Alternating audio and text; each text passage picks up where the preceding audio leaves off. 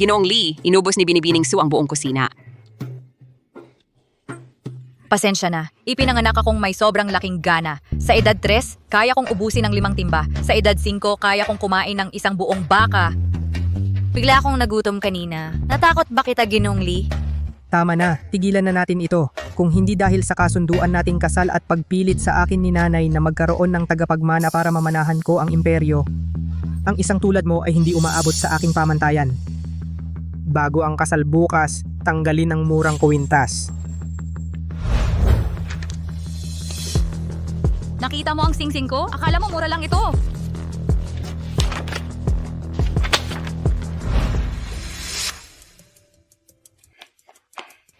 Gusto nila akong gawing makinang pangaanak at pinagkukunan ng pera. Wala talagang magandang intensyon ang madrasta ko. Mas gusto ko pang magpakasal sa isang pulubi kaysa pakasalan ng isang layaw mayamang pasaway na tulad mo.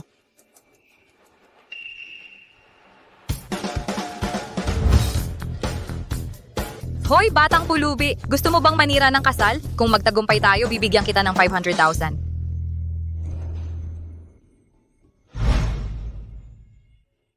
Ma'am, wala akong interes sa kasal. Walang interes, maghanap na lang ako ng iba.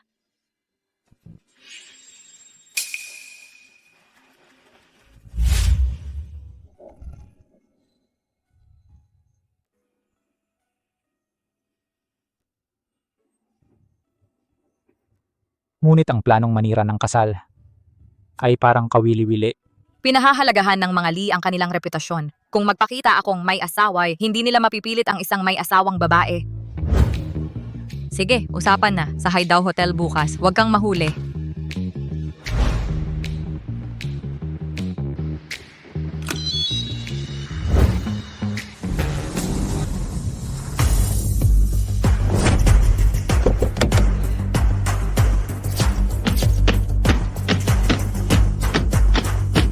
Pangulong Lee, pasensya na po sa pagkaantala. Huli na po ako. Wala yon, mga kalokohan lang. Kansilahin ang schedule bukas. Dadalo ako sa kasal ng kapatid ko. Guluhin ang kasal. Naiintindihan. Dapat ba akong maghanda ng iyong pasadyang suit? Hindi kailangan. Ang takutin si Nawensha at ang kanyang anak mula pa sa simula ay masisira ang laro.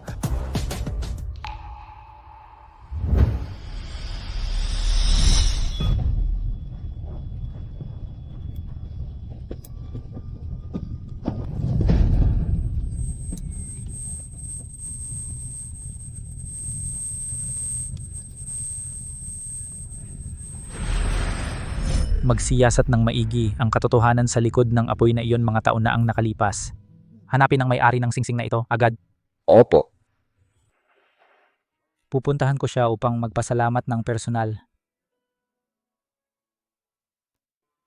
Ngayon ay inihaharap ang nobya at lalaking ikakasal, magpalitan ng singsing.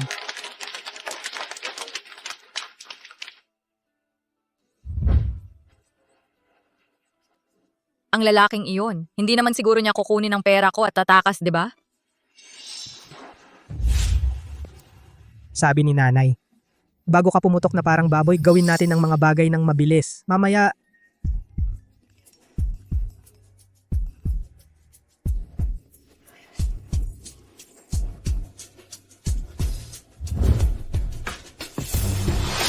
Anong nangyayari dito? sino ang gumawa nito? Ang binatang ito ay talagang tumutugma sa mga chismis. Siya ay isang batikang playboy. Playboy, ito ay lubos na kahiya-hiya. Lahat pakiusap manatiling kalmado. Ang aking anak ay marangal at matuwid. Hindi siya gagawa ng ganoong gawa. G. Lee, paano mo nagawa ito? Naniwala ako sa iyong mga pangako ng katapatan sa kabila ng lahat. Ngunit ikaw, talagang ikaw, sira. Ito ay gawa mo, di ba? Sagutin mo ako, so xiao. Huwag mong isipin na ang pagtakas sa pamilya Lee ay magliligtas sa iyo. Sige, mangarap ka. Walang nangahas na kunin ang aking itinapon. Wala. Ako,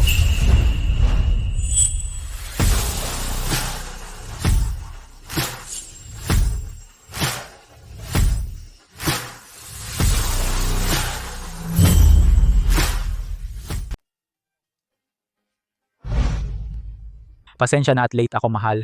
Nawala sa isip ko ang oras. Saan galing ang pulubing ito? Ang kapal naman niyang sumira sa kasal ng pamilyang Lee. Mga gwardya, ilabas niyo siya dito. Teka muna. Yinchu, kailan ka bumalik sa bansa? Ito pala ang maalamat na tagapagmana na gumugol ng 10 taon sa ibang bansa, nagpapagaling mula sa mga sugat at tinalikuran ang kanyang karapatan sa mana. Li Yinchu. So Xiao Xiao, nakikipagrelasyon ka pala sa kapatid ko. Basura na lang siya ngayon sa lansangan. Mas gusto mo pang pakasalan ang isang pulubi at manirahan sa dumi. Mas mabuti pa ang pulubi kaysa sa isang mandarayang gago na walang respeto sa babae. At saka, tawagin mo na akong hipag ngayon. Hindi ba sang-ayon ka, Sinta? Eksakto. Sino ka ba sa akala mo para hiyain ako ng ganito? Kahit pulubi ako, kuya mo pa rin ako. Minamaliit mo ako. Ikaw, Lahat ng maimpluwensyang miyembro ng pamilyang Lee ay nandito ngayon. Kontrolin mo ang sarili mo. Huwag mo silang bigyan ng dahilan.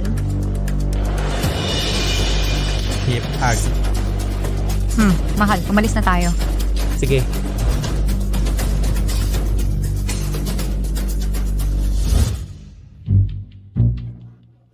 Hindi mo sinabi sa akin na taga-pamilya kang Lee. Pero paano ka napunta sa pagiging pulubi sa lansangan? Hindi kami nagkasundo ng tatay ko. Mga kasosyo sa negosyo ang nagtaksil sa akin kaya ganyan ang sitwasyon ko ngayon. Hindi ko alam na ganito kahirap ang nangyari sa kanya. Ang pamilyang Lee ay bulok hanggang buto. Mas karapat dapat ka sa kanila. Alam kong uunlad ka sa ibang lugar. Kunin mo ang bayad na ito. Maghiwalay na tayo ng walang galit. Pero alam mo, kung malaman ng pamilya Lee ang iyong daya, sa tingin mo ba papalampasin nila ito? Narito ang mas magandang plano, magpakasal tayo. Bilang miyembro ng pamilyang Lee, kailangan nilang iligtas ang aking dangal at iwan ka ng mag-isa. Maayos naman siya. Mas mabuti pa kaysa maging pampaparami ni Li Jingheng. Kung hindi ito gagana, pwedeng maghiwalay na lang tayo. Sige, pero una, kailangan mong maligo.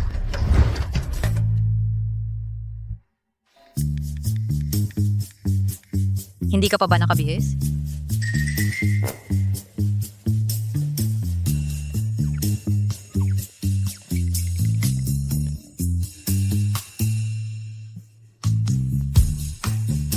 Sino ang mag-aakalang ang pulubi ay may ganito kagandang katawan?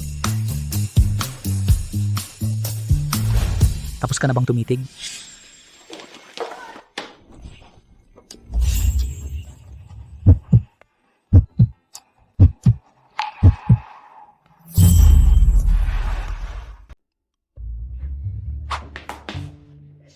Ikaw ang unang nag-ignore sa akin. Para takasan ng arranged marriage, nag-elope ako sa isang pulubi. Pero mukha naman siyang disente kapag nalinis. Hindi masamang deal. Bagong asawa, kailangan mo ng sakay? Mag-taxi na lang ako. Hindi na kailangan. Mr. Lee,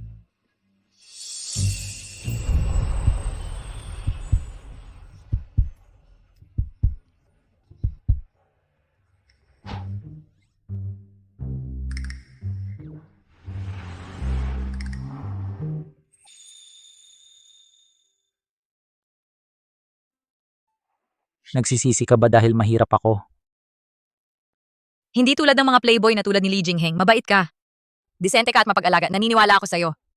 Malalampasan mo siya balang araw. Huwag mong maliitin ang sarili mo, mabuti kang tao, at susuportahan kita lagi.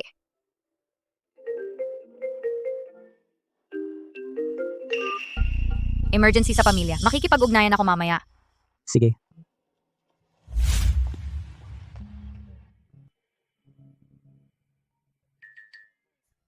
kailan naging totoo ang peking kasal? Kung iniistorbo ang pamilya Lee, bakit ko gagawin? Tsaka, hindi niya alam ang totoo kong pagkatao. Nakakatipid ako sa mga hindi kinakailangang problema. Pareho tayong makukuha ang gusto natin. Maghanda ng sira-sirang bahay. Huwag kang magkamali. Naunawaan.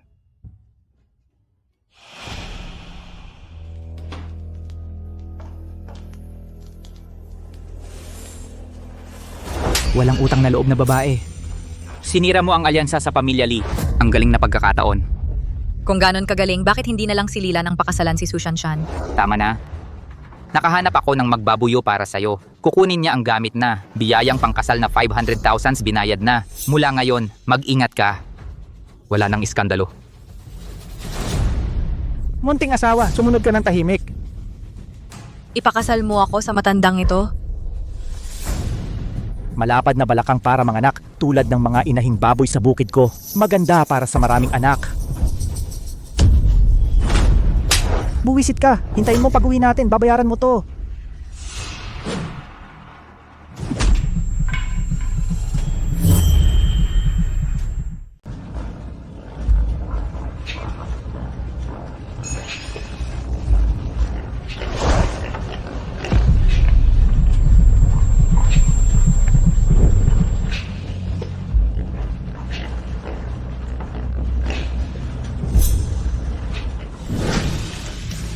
Sa halip na ibenta, mas gugustuhin ko pang mamatay.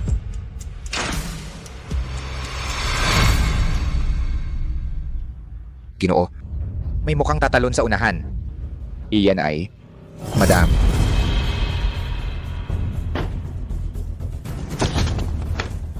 Ngayon, hahampasin kita hanggang hindi ka na makagalaw.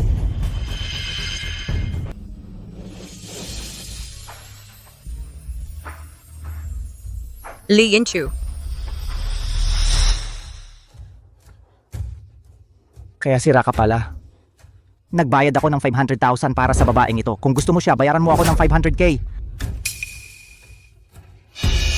Bigyan mo siya ng pera.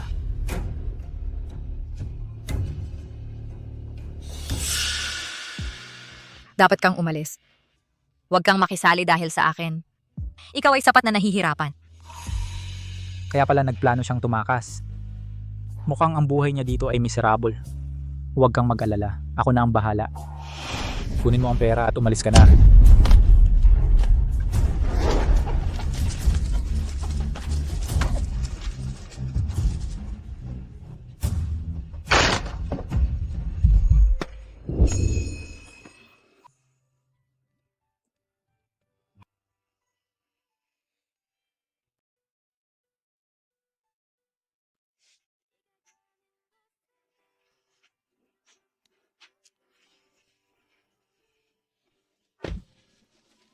Nasaktan ka ba?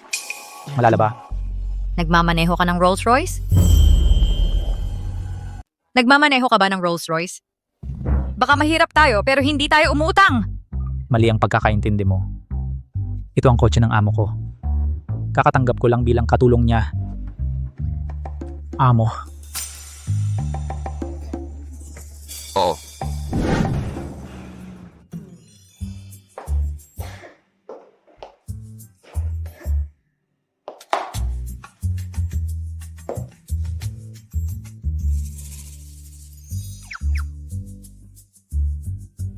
Saan mo nakuha ang pera para umupa ng lugar?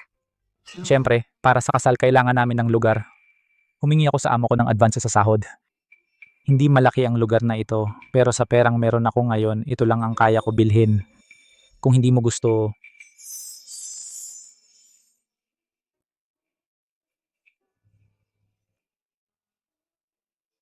Li Yinchu, salamat sa pagbibigay sa akin ng tahanan. Bilang tanda ng aking pasasalamat, nagluto ako para sa iyo ng masarap. Pero limitado ang mga sangkap sa bahay. Pasensya na. salamat.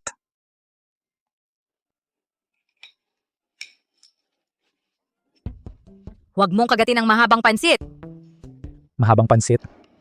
Nakita ko nang hindi sinasadya ang iyong ID. Hindi ba't kaarawan mo ngayon? Sa tingin ko, matagal na akong hindi nagdiwang.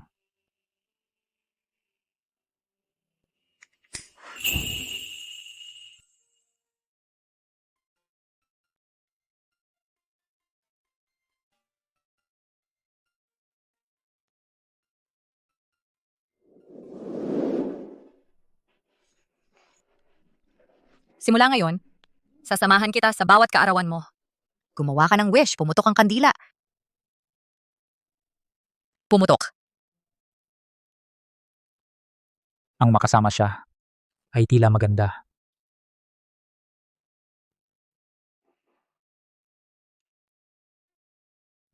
Simula ngayon, ang gasto sa bahay ay nasa card ko.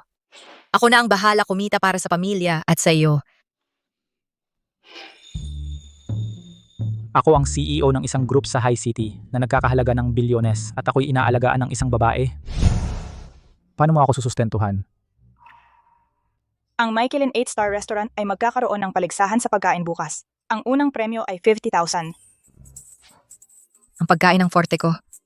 Bukas ipapakita ko sa iyo kung paano ako manalo sa paligsahan. Kumuha tayo ng mas malaking lugar. Kumain ka muna. Aayusin ko na.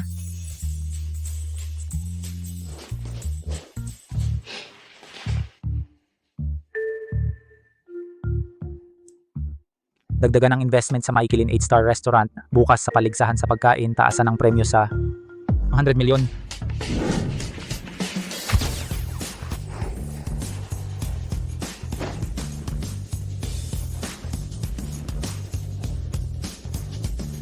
Hi, ako si Su Xiaoxiao. Nandito ako para mag-sign up para sa food challenge. Payat na braso at binti, huwag kang magdulot ng gulo. Bakit ka naghusga sa itsura? Tagapamahala, Senador, isang malaking grupo ng mga tao ang dumating para hamunin tayo.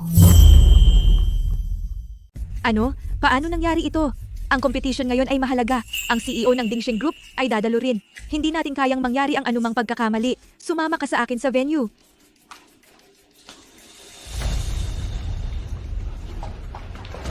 Sa aking palagay, mas masustansya ang pagkain ng dayuhan. Tingnan nyo ang mga sarili nyo, kumakalamang sikmura at maputla. Hindi kayo katapat namin.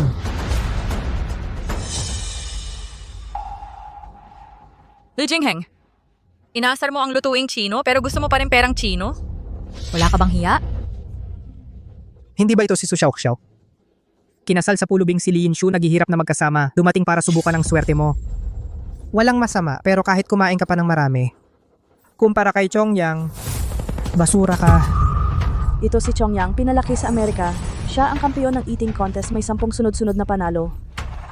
Pero may problema siya. Sinasabi na ng pangalan niya ang lahat. Siya ay isang traidor na mahilig sa dayuhan. Kung kaya mo, hamunin mo ako. Gawin natin. Huwag ninyong hayaang traidor na ito ay maliitin tayo. Sige, ipinapahayag ko. Sino man ang makatalo sa mahilig sa dayuhan, traidor na manloloko ay koronahan kampeon sa pagkain ngayong araw. Premyo, 100 milyon, 100 milyon.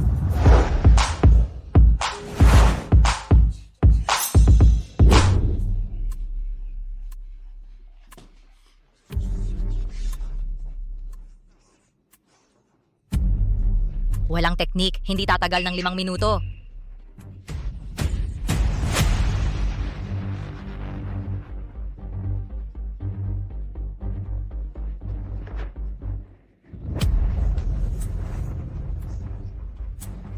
Sumusuko na ako.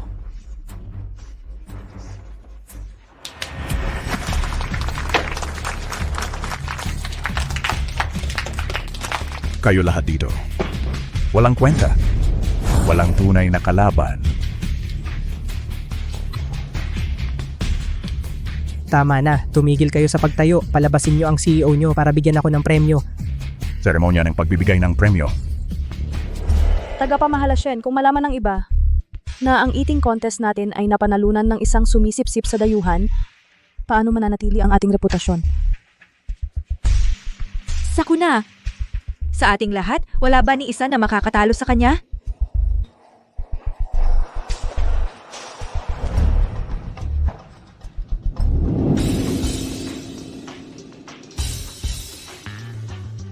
Gagawin ko ito. Gagawin ko. Tama na, Iha. Huwag ka nang magpahiya rito. Baliw ka ba? Bakit ka nagpapakitang gilas ngayon? Ikaw lang? Mula sa buong koponan mo, nagpadala ka ng babae, wala ng lalaki? Kawa-awa. Ano? Takot ka sa babae? Naghuhukay ka ng sarili mong libingan. Pero isang malaking kompetisyon na tulad nito ay naghahain lang ng mga simpleng siopaw. Ang bansa mo ba napakahirap? Para ma-afford ang mga tunay na putahe? Paulit-ulit mong sinasabi ang bansa mo. Ngunit kahit anong Amerikano ang iyong ugali, ipinagtataksil ka ng iyong dugo. Hindi ka magiging iba kundi isang taksil sa kultura. Tama na ang pagyayabang. Kung matatalo ka, luhod at magsunuran ng 50 beses. Sige, Kung ikaw naman ang matalo, ganun din ang mangyayari sa iyo. Hindi mo ba pinagtawanan ang bansang kumakain ng siopaw namin? Magkaroon tayo ng mga bagong lutong putahe at tingnan kung sino ang mas mabilis kumain. Huwag mo kaming isali sa kahihiyan mo. Para durugin ka ng tuluyan, magpapadala ako ng aking Amerikanong kapatid. Hawak ng record ng Guinness. Mayway.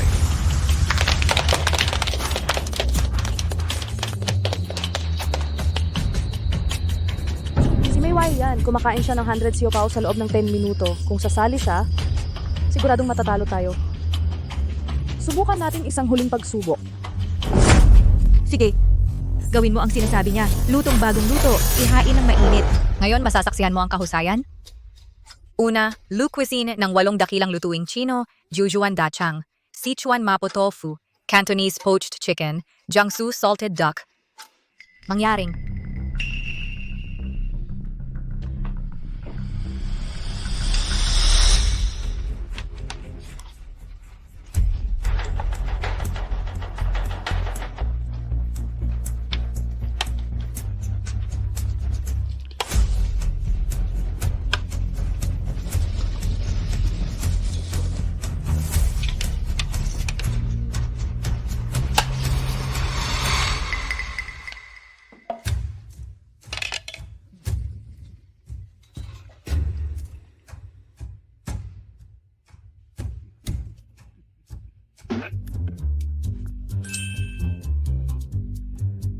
Ito lang.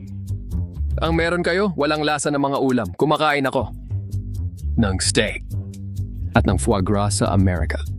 Nakain ka na ba ng foie gras? Naghatid lang kami ng 2 lutuin, bobot nagmamadali. Ilabas ang mga lutuing Sichuan. Hayaan siyang makita.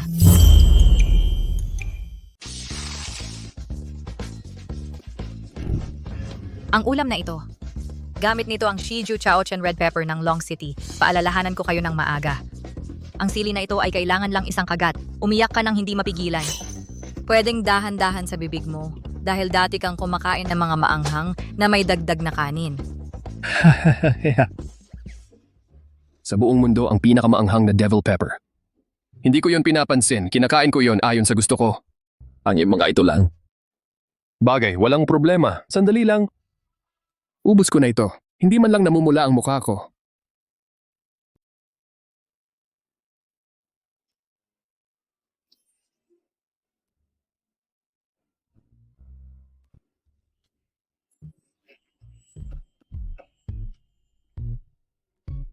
Bakit hindi ka kumakain?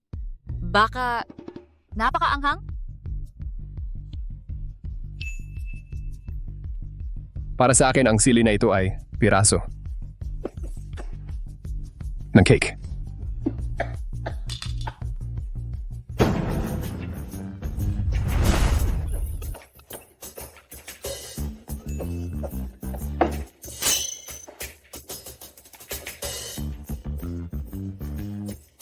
Hindi.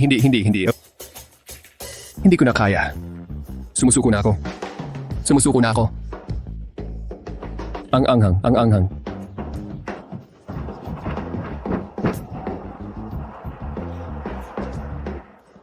Panalo ako.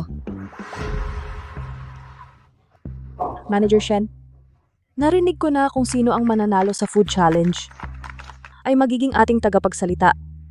Ito, Swerte lang siya. Hindi ko dapat hinayaan ang babaeng ito na pumasok sa hotel. Li Jingheng, ngayon na ang oras mo upang tuparin ang taya. Ako ay isang tunay na binatang Panginoon ng pamilya Lee. Paano ako magbibigay sa iyo ng isang pagpapatira pa ng isang matabang balde? Mabuti ang sinabi mo, anong klaseng aso, anong klaseng may-ari. Kayo dalawa, bagay na bagay kayo.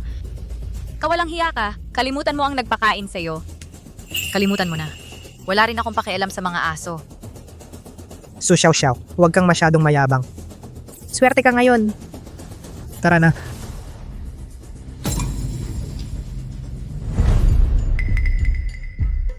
Kumusta? Nanalo ako sa laro. Ang bonus ba ay cash o tseke?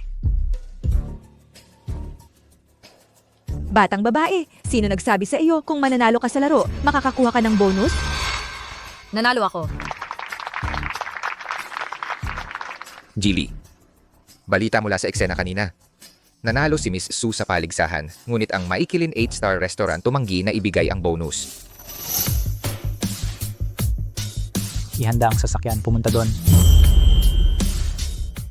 Anong ibig mong sabihin? Ikaw ang nagsabi na mananalo ako ng premyo? Ang panalo ay may premyo, pero kailangan mo munang magpatala. Hindi namin natanggap ang iyong registration form. Nanalo ako para sa'yo. Ito ba ang trato mo sa iyong mga contestant? Paano namin malalaman na hindi sila mga hard actor mo? Ginagawa mo ang palabas na ito para lang makuha ang 100 milyong yuan na premyo? Tama. Ikaw! Walang hiya ka. Nasaan ang amo mo? Ilabas mo siya!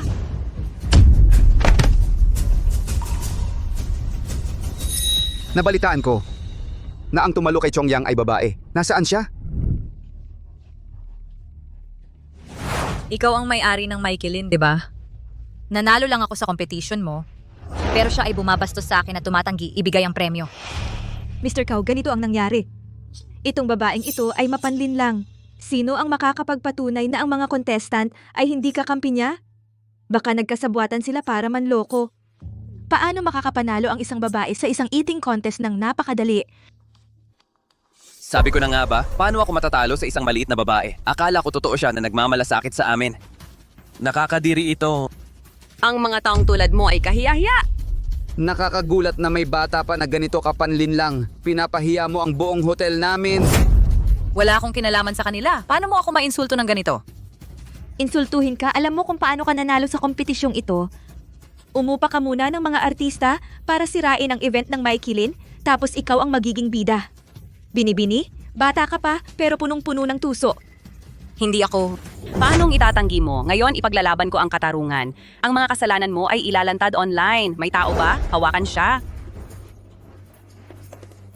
Tingnan ninyo ng mabuti ang mukha ng babaeng ito. Tumutulong sa mga dayuhan na kumita ng maruming pera. Walang hiya.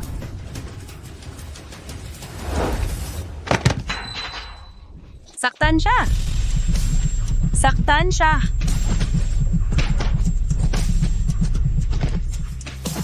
Ang sing-sing ko.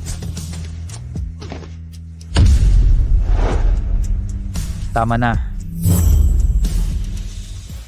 Tumigil.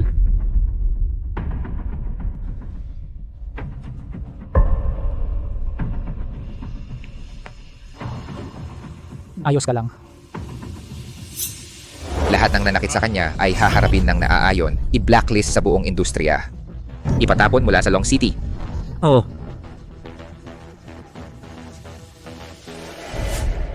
Mr. Lee, sasabihin sana namin sa iyo, natapos na ang kompetisyon. Naghihintay kami sa iyong paggawad. Ano ang tawag mo sa kanya? Mr. Lee? Ito ay isang hindi pagkakaunawaan. Ang ibig niyang sabihin ay ang CEO natin, Mr. Lee. Ang amo mo ba ay ang CEO ng Dingsheng Group? Pinalaki namin ang mga investment sa Maikilin 8-star restaurant sa 100 milyong yuan. Pero naririnig naming pinipigil mo ang pagbabayad ng premyo. Ano ang paliwanag? Pahintulutan ninyo akong linawin. Ang dalagang ito ay walang tamang rehistro. Ayon sa opisyal na patakaran, hindi siya kwalipikadong kalahok.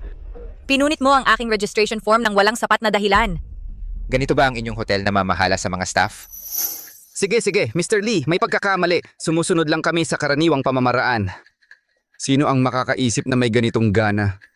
Kung pinagdududahan mo ang kanyang pagiging totoo, ulitin natin ang kanyang pagkain ngayon na. Subukan kung ang ganang iyon ay maaaring peke. Mr. Kao, ano ang iyong ideya?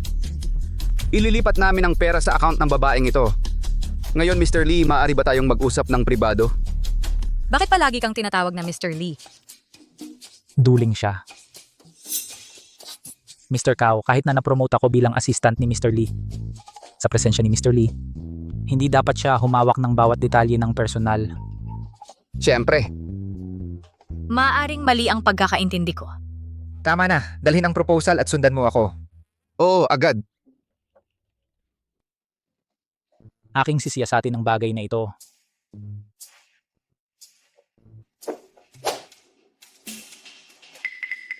Mr. Lee, ang aming paumanhin. Ito ay talagang nakakatawa. Ang nangungunang restaurant ng High City Maykilin 8-star restaurant ay magpapakita ng ganitong mga estratehiya sa marketing. Mr. Lee, ngayon ang aming hotel tinalo ang champion eater na si Chong Yang. Ang publisidad na ito ay makakaakit ng hindi mabilang na customer. Pero gusto mong palayasin ang aming bisita kanina. Maling akala. Magpapadala agad ako ng tao. Imbitahin siya sa hotel bilang bagong tagapamahala ng lobby. May promotion at dagdag sahod. Hindi. Pupunta ako ng personal para humingi ng tawad. Dalhin siya rito. Ano sa tingin mo? Bibigyan kita ng isa pang pagkakataon. Pwedeng sakupin ka ng dingsheng. Pero dapat mong maayos na pahalagahan ng ganyang talento. Huwag mong hayaang makaramdam sila ng kawalan ng katarungan. Opo.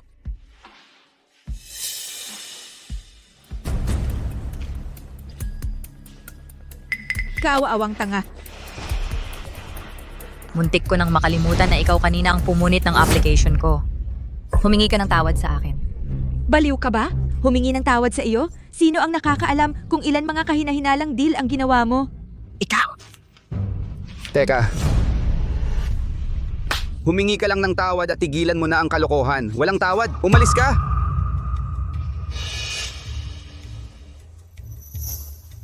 Pasensya na.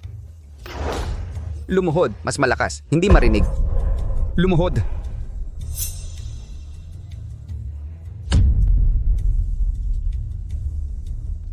Pasensya na. Sige. Tinatanggap ko ang iyong paghingi ng tawad. Ikaw, Shen Xiaokui, dahil sa paninira mo sa iba, hindi ka na welcome dito. Magbitiw ka sa opisina ng yamang tao. So Xiao, babayaran mo ito? Ate, nabulag ang aking paningin. Mali ang pagkakilala ko sa'yo. Patawarin mo itong mangmang. Bigyan mo ako ng pagkakataong makabawi. Alam ko, tiyak na si Shen Xiaokui iyan, nagdudulot siya ng gulo.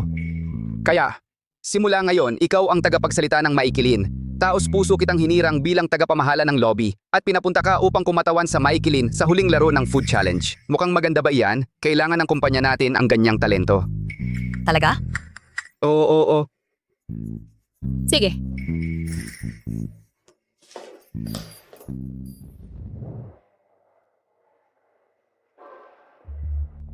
Supervisor, narito ang panukalang marketing para sa amo. Nakaprint na lahat. Nag-draft din ako ng sarili kong plano. Supervisor, tingnan mo.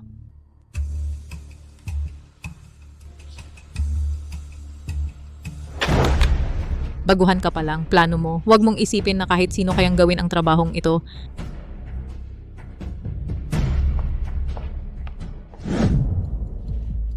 Siyokaw.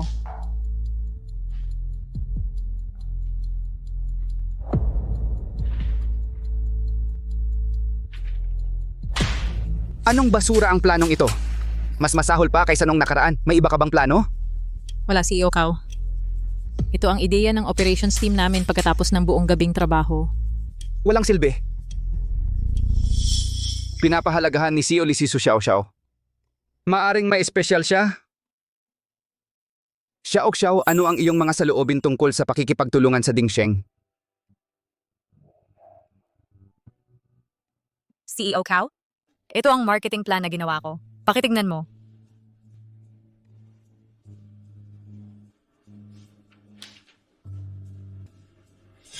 Tanga! Ang proposal na ito ay 100 beses na mas mahusay kaysa sa iyo. Bakit hindi mo ito naisumite kanina? Sinusubukan mo ba akong patayin? Ako, Kung hindi mo pa rin naiintindihan, mag-impake ka at lumayas. Su Xiao, ikaw, babayaran mo ito.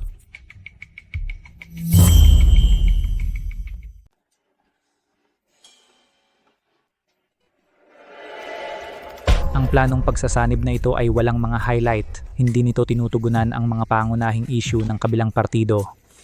Department ng Proyekto, ipaliwanag kung ano talaga ang nangyayari dito.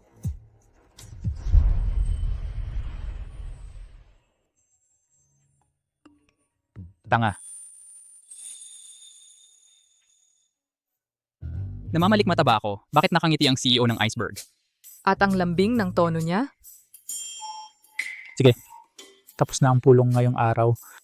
Maaari na kayong umalis. Anong nangyayari? Ang workaholic na CEO ayaw pala ng overtime?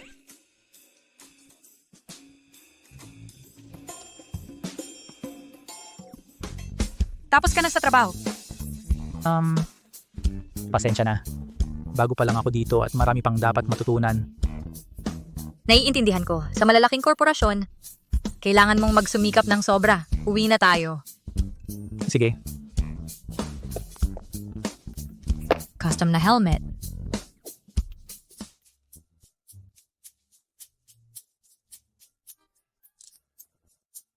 Sakay na. Huwag kang mag-alala, eksperto akong magmaneho.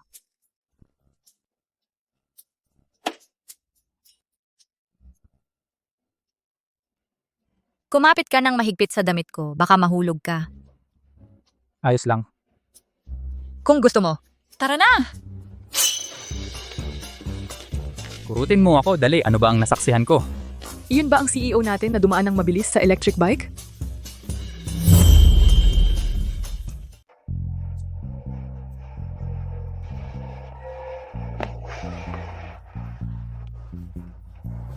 Xiao Xiao. Ang iyong kakayahan sa pagmamaneho ay talagang kahanga-hanga. Siyempre. 5 taong karanasan sa e-bike ay ginagawa akong isang professional na bihasa. Ako. Nagugutom ako. Baliw ka. Nagugutom ka na, bakit hindi ka muna kumain mag-isa? Pero hindi ka ba kumakain kapag overtime din?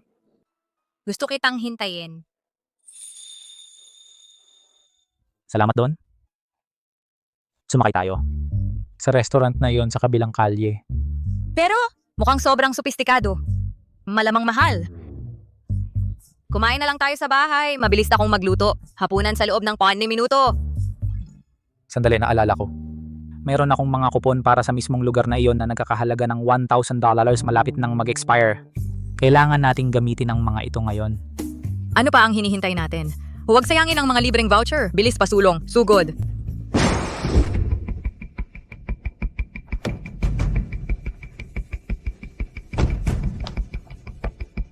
Nasaktan ka ba? Hindi na naman kayo mga pasaway, mga bulag na tanga. Tingnan ninyo ang ginawa ninyo sa kotse ko. Miss Lee, ikaw ang tumama sa amin ng sinasadya.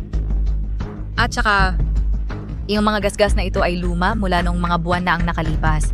Sinusubukan mo kaming lokohin gamit ang pekeng sira? Tama na ang usapan. Bayaran mo ako ng 500,000 yuan o harapin ang mga kahihinatnan. Walang madaling paraan palabas. Ikaw ay isang utusan lang. Hindi palaging si Mr. Cao ay magpoprotekta sa'yo. Tumanggi akong maniwala. Si Presidente Cao ay makakatulong sa'yo araw-araw. Itigil ang paggamit ng mga murang trick na ito upang guluhin kami. Huwag mong istorbuhin ang aming hapunan. Hapunan? Ibig mong sabihin, huwag mong sabihin na ito ang Western restaurant na ito? Eh ano kung ito? Wala kang pakialam. 2 mangmang na taga-bukid. Ang restaurant na ito ay isang pribadong karanasan ng chef, nakalaan para sa mga taong nagkakahalaga ng bilyones. Akala mo nabibilang ka rito? Kayo dalawa hindi man lang karapat dapat maghugas ng pinggan ng hindi mukhang kaawa-awa. Totoo ba ang sinasabi niya? Ang mga tunay na luxury suit ay ginawa ng espesyal na sastre sa Italia. Ang iyong damit, ito ba ay ginawa ng kamay ng iyong lola nagpakahirap sa makinang panahi buong gabi? Ikaw. At suot ang Dingsheng CEO's peking relo na nagkakahalaga ng 200 milyon? Akala mo ang pagsusuot ng peking damit gagawin kang upper class? Tama na sa iyong kalokohan. Patuloy kang nagrereklamo tungkol sa mga upper at lower na klase. Ang dinastiyang Qing ay bumagsak ilang siglo na ang nakalipas. Tigilan ang pagmamarka ng mga tao na parang baka. Ang mga talunan lang na tulad mo ay nahuhumaling sa pagkakapantay-pantay at dignidad. Ang mga mababang uri tulad mo ay ipinanganak na mabibigo. Karapat dapat kang yurakan at hiyain habang buhay. Bibigyan kita ng pera. Huwag mong pagsisihan ito. Kaya kong ibigay sa iyo ang pera. Hindi mo pwedeng ibigay sa kanya ang pera. Malinaw na niloloko niya tayo. Magkakasama ang mga pareho ang ugali. Su Xiao nasa opisina ka buong araw, nagpapanggap kang isang mabuting babae, at ang asawa mo ay nag-aasta na parang mayamang CEO. Gusto kong makita kung paano mo ako pagsisisihan. Bukod dito, saan ka nakakuha ng ganyang kalaking pera? Wala yon. Ang mahirap ay mahirap lang. 500,000 lang naman. Bakit ang bagal-bagal mo dyan? Aayusin ko ang problema sa pera. Huwag na nating sayangin ang oras natin sa kadiring taong ito. Nagsasayang lang ng oras. Hindi ka ba gutom? Kumain na tayo. Na-transfer na ang 500,000. Natutuwa akong alam mo kung ano ang makabubuti sa'yo. Itong 500,000 ay na-transfer sa akin ng Dragon Rice Group. Paano naging posible iyon? Sino ka ba talaga? Sabi ko, ako'y isang taong makapagpapasisi sa'yo. Lay Chu. Ikaw! Itong 500,000 ay abono na kinuha ko sa boss ko. Nakuha mo na ang pera, pwede ka nang umalis. Paano naging posible na ang isang katulad mo ay may connection sa isang world-class na kumpanya tulad ng Dragon Rice? Kung wala kang pera, may ihi ka, di ba? Tingnan mo ang sarili mo. Kahit na ang damit at relo mo mukhang tunay sa iyong pagkatao, ikaw pa rin ay mura at kaawa-awa. Maaari mo akong insultuhin, pero insultuhin mo ang asawa ko, ginusto mo yon. Lee Chu, sinasabi niya iyon tungkol sa'yo. Magtiwala ka sa akin.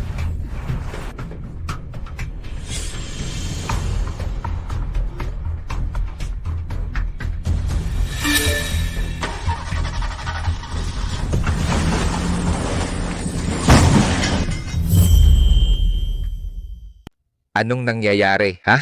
Ang Rolls-Royce Phantom ko. May 300,000 na bumper. Kailangan ng pinstriping na ginuhit ng kamay pagpapanumbalik sa UK 800,000. Kabuuan, 1.1 million. Bayaran mo na. Sinagi mo ako, nakaparada ang sasakyan ko, hindi ako gumagalaw. Lee May, parang nangyari na ito. Ang karma ay malupit. Tara na mahal, ako nasa hapunan. Ako naman ang magmaneho. Sige. Magipit ng sinturon. So, Xiao, ikaw na maliit, babayaran mo ito. Sandali lang. Card o bank transfer? Layas.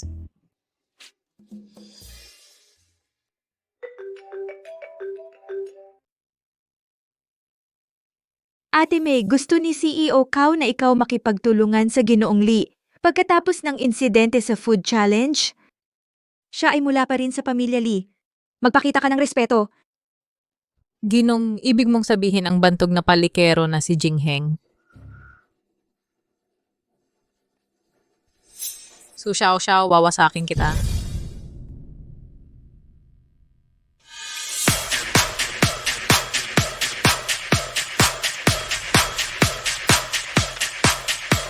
Tara, sumali sa saya. Ginoo, bagalan mo ang pag-inom. Ngayong gabi, nag-ayos ako ng isang espesyal na kasama. Magsaya ng lubusan. Ang pinakamagandang bahagi, walang pigil siya. Walang limit. Seryoso? Nasaan siya? Susunduin ko siya ngayon. Sige, dalhin mo pa. Pangunguti ang tawa.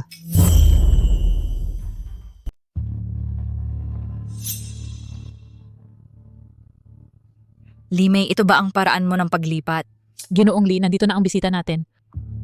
So, Xiao, ito ang sa Haicheng, pangalawang pinakamalaking konglomerato, si Ginoong Lee ng Longchuan. Siya ay nakipagsosyo sa aming kumpanya sa maraming proyekto dati. Huli ka. Dapat kang uminom ng ilang baso ng alak bilang parusa at humingi ng tawad kay Ginoong Lee. Tingnan mo kung sino ang nandito. Ikaw pala. Nandito ako para sa negosyo, hindi para maging inuman mo. Ikaw ang makipag-inuman sa kanya. Hindi pa si Ginoong Lee, hindi ka pa pinaalis. Ano, hindi mo nakayanin ang kahirapan ng kapatid ko pa, Nagbebenta ka na ba ngayon? Bitawan mo ako. Ang alak ay nakakatulong dyan. Tara, inumin mo na. Ayaw ko. Tumanggi ka sa pag-alay ng inuman. Ngayon tanggapin mo ang parusa. Inumin mo ito. Huwag mo akong hawakan. Nakakadiri. Su Xiao, tama ang nanay ko. Ikaw at ang kapatid ko ay nagkikita ng palihim, hindi ba? Ha? Sabihin mo sa akin, ilang beses kanyang hinigaan. Bantayan mo ang iyong bibig. Lakas ng loob mo na saktan ako. Gagawin kitang magdadalang tao sa anak ko ngayong gabi. Hindi! Hindi mo ba alam na may asawa ako? Ang mga susunod na negosasyon lumayo sa mga lugar na ito. Naiintindihan ko, Ginoo.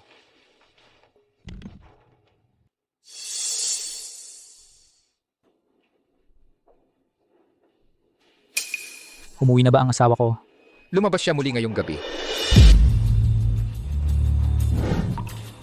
Umalis ka. Bitawan mo. Pagod ka na bang mabuhay? Lakas ng loob mong tamaan ako, ipapawala kita sa lungsod ng Hive. Tingnan natin kung paano mo ako ipapawala mula sa lungsod ng Hive. Lee Yin-chu, baliw ka. Lakas ng loob mong paluin ako. Ang tradisyon ng pamilya Lee ay paggalang sa nakatatanda at bata. Ngayon, tuturuan kita ng leksyon sa pangalan ni Lolo. Alamin kung ano ang ibig sabihin ng paggalang. Kinuha mo lang ang aking itinapon na sapatos. Hindi na ako makapaghintay na makita kang bumagsak. Ang aking kapalaran ay di tiyak, ngunit ang iyo ay natatakan ngayon.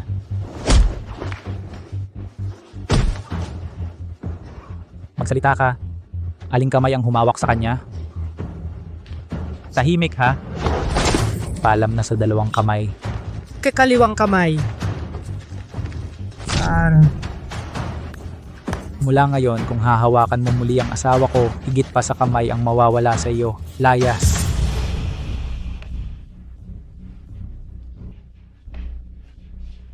Hindi pa ito tapos.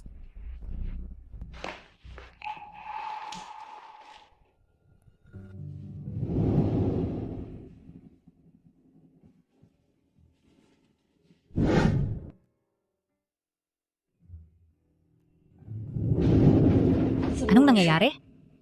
Bakit tayo nasa isang kama?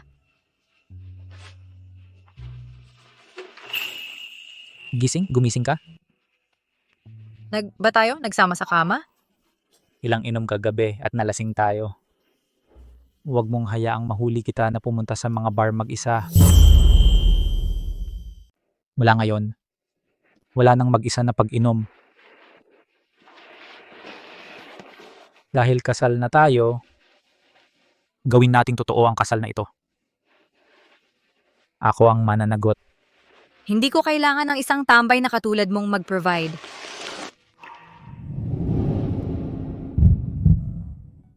Susuportahan kita. Ang premyo ng eating contest ay 100 milyong yuan. Bakit hindi nag-alarm ang relo ko? Buisit, malalate ako! Bumagal ka. Pinatay ko ang alarm mo. Magpahinga ka sa bahay ngayon. Relax, nag-sick leave na ako para sa'yo. Kainin mo muna ang almusal mo. Ang sarap nito. Uminom ka muna ng gatas. Hindi ka kakain? Hindi gutom. May importante akong aasikasuhin. Sa pagkakataong ito, hindi ka makakalagpas. Wala pa ba si Xiao Xiao? Baka naman kasama siya ng isang di kilalang lalaki masyadong abala para pumasok. Maylee, tigilan mo na ang pag-imbento ng kwento. Nag-sick leave siya. Sick? Parang nahiga na lang sa kakalaro magdamag. Ang Dingsheng Group ay formal ng namuhunan sa atin. Para mas maintindihan ang ating operasyon, lahat ng tagapamahala ay dapat magtrabaho sa frontline sa loob ng 1 linggo. Pumili ng nakatakdang posisyon bago ang susunod na Lunes. Patuloy kang magmukhang mayabang, ibabagsak kita.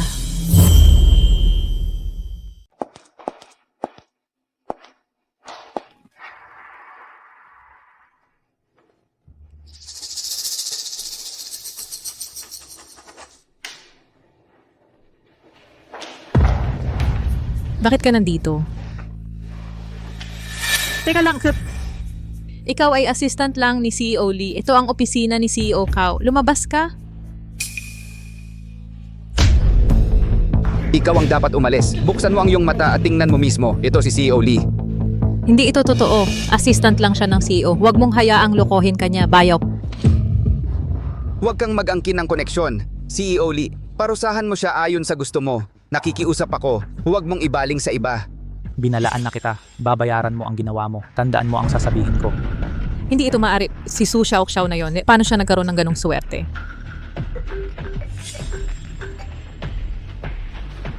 Wang Jun, iligtas mo ako. Wang Jun, ako. Limit, tapos na tayo. Huwag mo akong isali dito. Ilabas ang utos, ilagay siya sa itim na listahan sa buong industriya, pagbawalan siyang pumasok sa Haicheng ng tuluyan. Sisiguraduhin kong siya, hindi na makakabangon mula rito. Oh. CEO Lee, bulag ako. Pakiusap, nagmamakaawa ako. Maawa ka sa akin. Dalhin mo siya. Bitawan mo ako. Ano ang ginagawa mo? Sinong malaking tao ang ininsulto ni tagapamahala Lee para mapunta siya sa ganitong sitwasyon? Sabi nila nagkita sila ni Junior CEO Lee kagabi. Sabi nila ang batang CEO ay may masamang ugali. Talagang hindi mahulaan. Tapos na si tagapamahala Lee ngayong pagkakataon. Nakakahiya ito. Bakit ko nasabing ako ang mag-aalaga sa kanya? Xiao Xiaosu, paano ka nangahas pumasok sa kusina? Si Xiao Kui ay nasibak dahil sa'yo. Pati ako napunta, naguhugas ng pinggan dito. Ikaw talaga ay isang malas. Desisyon iyon ni President Lee, hindi problema ako, President Lee. Gaganti ako, hayaan mo akong manghiram muli ng impluensya mo, walang sama ng loob. Ginagamit mo si President Lee laban sa akin? Paano mo ako natamaan? Ang pagtama sa'yo ay magaan pa. Si Xiao Kuishen ang nag-set up sa akin, swerte ka pa na may trabaho ka. Bilangin mo ang iyong mga biyaya. Ikaw, Xiao Xiaosu, maghintay ka lang, swerte ka noong nakaraan. Sa susunod, hindi magiging ganyan kaswerte. Tingnan natin.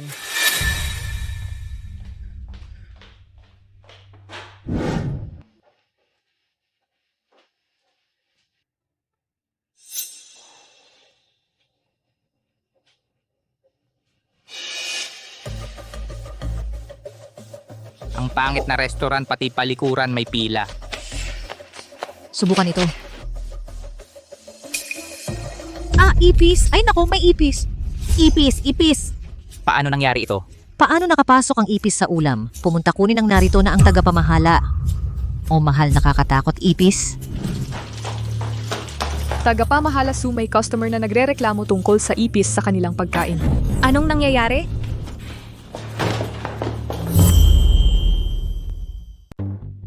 Magandang araw po. Ako si Susie Su, ang manager ng restaurant. Tatay? Xiao. Ano ang ginagawa mo dito? Mahal, kailangan mong panigan ako. Kahit na ako ang kanyang stepmother, lagi kong tinatrato ang dalawang bata ng pantay-pantay. Paano niya ako magagantihan ng ganito? Nanay, tatay, huwag po kayong magalit. Baka aksidente lang ito. Naniniwala ako na si ate. Hindi sinasadya na maglagay ng ipis sa pagkain. Tama ba? Xiao, anong nangyayari? Hindi ko alam. Hindi mo alam? Ito ay putahe mula sa inyong kusina. Kami po ang nagluto, pero paano namin mailalagay ang ipis doon? Huwag kang masyadong sigurado. Baka naiinggit ka kay Sansa at sinadya mo ito. Tatay, akala mo sinadya ko ito? Naiintindihan ko na. Dahil si Sansa ay kapatid mo sa ama, gagawin mo ito para saktan siya? Sagutin mo ako. Si Sansa ay mahina simula pagkabata. Hindi niya kaya ang mga gulat. Bilang kanyang kapatid, alam mo ito. Paano ka naging ganyan kasama? Sino mag-aakala na ang babaeng ito mukhang maayos pero napakasama ng puso? Nakakalinlang ang itsura. Tatay, sa iyong paningin, ganito ba ako para sa'yo? Tatay, pakikalmado po kayo. Baka hindi sinasadya ni ate. Malamang nakalimutan lang niya. Kung kailangan, hindi ko na lang kakainin ang putahing ito. Pakinggan ninyo siya. Si Sansa ay napakaunawa dahil handa si Sansa nakalimutan ito. Itutuloy na natin pero wala ka bang pagsisisi kahit kaunti? Pagsisisi? Mula pagkabata, laging kay Sansa nauuna ang pinakamaganda sa lahat. Tuwing magrereklamo siya, ako ang sinisisi mo ng walang tanong. Hindi ba ako anak mo rin? Pagkatapos mamatay ni nanay, nakatuon ka na lang sa kanila at sa kanilang pangangailangan. Wala kang pakialam sa akin. Hindi ba ikaw ang dapat magsisi? Hindi ka ba nahihiya sa sarili mo? Xiao, paano mo nagawang kausapin ang tatay mo ng ganito? Tatay, pwede bang huwag kang magalit? Ate, hindi niya maaaring maunawaan kung gaano kahirap ang iyong pagtatrabaho para sa pamilya. Tungkol sa nangyari ngayon, baka dapat nating kalimutan na lang. Siyan ay dapat makaramdam ng hinanakit. Ate? Itong ulam hindi ko na gusto. Kumuha ka ng kapalit. Ang damit ko! O Xiao, ikaw ba ay sinasadya na tamaan si Shanshan?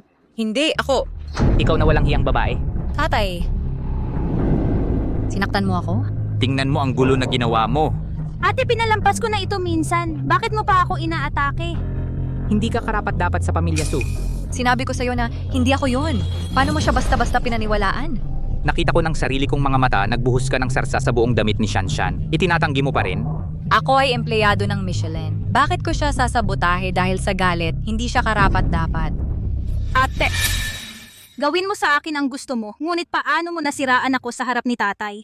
Ang damit na ito ay regalo sa aking ika-inanin kaarawan. Binili ito ni tatay para sa akin. Bihira ko itong isuot, bakit ko ito sadyang sisirain? Masyadong duwag para umamin? Nakakalungkot. Hindi ka na anak namin.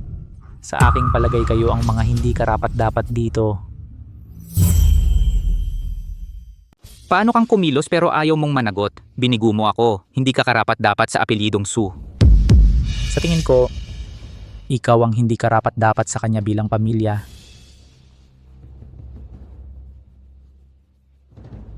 Nagkasala sila sa'yo. Huwag kang matakot. Matapang kang gumawa ng gulo sa Dingsheng. Sino ang nagbigay sa iyo ng lakas ng loob? Ang mga ginawa kamakailan ng babaeng ito ay buong nakuhanan ng mga security camera. Kasama na ang sarili mong mga ginawa ng paglalagay ng ipis sa mga pinggan at pagbuhos ng sopas sa sarili mo. Pinahamak mo si Miss Su. Ang legal team ng Dingsheng ay makikipag-ugnayan sa iyo agad. Hindi ako iyon, tatay, maniwala ka sa akin. Hindi ko ginawa iyon. Si Shanshan ang nanira sa akin. Hindi maitatanggi ang ebidensya. Ano ang gagawin mo tungkol dito? Xiao, tingnan mo.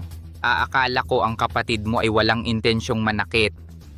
Kalimutan na natin ito. Tama na, bitawan mo na. Kapag nagkasala ang anak ng unang asawa, pinapalayas siya. Kapag nagkasala ang anak ng kabit, tinatago na lang. Ang pamilyang Su ay may napakarangal na pagpapahalaga sa pamilya. Sino ka ba para makialam sa mga usapin ng pamilyang Su? Tatay, siya iyon. Sinira niya ang kasal ni ate. Nakipagsabwatan siya kay Xiao para siraan ang pangalan ng aming pamilya. Hindi makapaniwala. Naglakas loob kang mag-uwi ng lalaking gala. Ikaw talaga ang papatay sa akin. Hindi siya gala. Siya ang asawa ko. Kami ay legal na kasal. Ikaw, nakakagalit ito. Mahal, makinig ka. Tila ayaw ni Xiao Xiao kahit gusto ang ipinagkasundo mong kasal. Sumasalungat siya sa iyo sa bawat pagkakataon. Bakit hindi na lang ang kasal sa pamilyang Lee? Ipasa kay Shanshan? Tama. Tatay, lagi kong igalang ang iyong mga nais. Akala mo ba ang Dingsheng ay isang hagdan para umakyat? O isang mapagkukunan ng asawang tropeyo? Talaga bang hindi mo alam na si CEO Lee ay may asawa? Imposible. Si Mr. Lee ay may singsing. Sumisimbolo ng kapangyarihan at katayuan. Sa buong lungsod ng Hai, si Mr. Lee lang ang karapat-dapat magsuot nito. Alam ko iyon. Ipinapahiwatig mo ba na ang taong ito ay maaaring si Mr. Lee mismo? Nakakatawa ito. Pagmasdan mong mabuti gamit ang sarili mong mga mata. Ano ito? Ikaw, paano mo nakuha ang singsing ni Mr. Lee? Pakisuyo igalang si Mr. Lee. Sinasabi mong siya si Mr. Lee? Sa edad na 20 nakaipon ng bilyon, sa edad na 25 nagtayo ng imperyo ng negosyo ang maalamat na tycoon. Imposible. Talagang imposible. Lee Yinchu, kapag nahuli kang nagpapanggap, umalis ka agad sa silangan. May isang pintuan sa gilid sa direksyong iyon. Manahimik ka, hindi ito malalantad. Kalokohan. Magpakasal si Mr. Lee kay Su Xiao, itong babaeng bulgar. Pinagdududahan mo ang pagkatao ni Mr. Lee? Si Su Xiao ay asawa ni Lee Yinchu. Ang hindi paggalang sa kanya ay delikado. Mukha kayong magaling umarte. Si Mr. Lee ay nananatiling mapaglihim. Ang singsing na ito ay walang patunay. Naglakas loob kang magpanggap sa kanya? Pusta ako, peke, ang singsing na yan. Nakompromiso na tayo. Sa bilang ng 3, tatakbo tayo. 1, 2, 3, takbo. Nako, alam na nila tayo. Bibilang ako hanggang 3, saka tayo tatakbo. 1, 2, 3, takbo! Nabalitaan namin na si Presidente Lee ay nasa Mercurin, kaya pumunta kami para bumisita. Ang pamilya Lee ng South District. Pamilya Wang mula North District. Ang kanang Huo ng West City Pamilya Wu sa East District. Sila ang mga elite na kumokontrol sa pang-ekonomiyang lifeline ng Jianghai. Presidente Lee, matagal na tayong hindi nagkikita.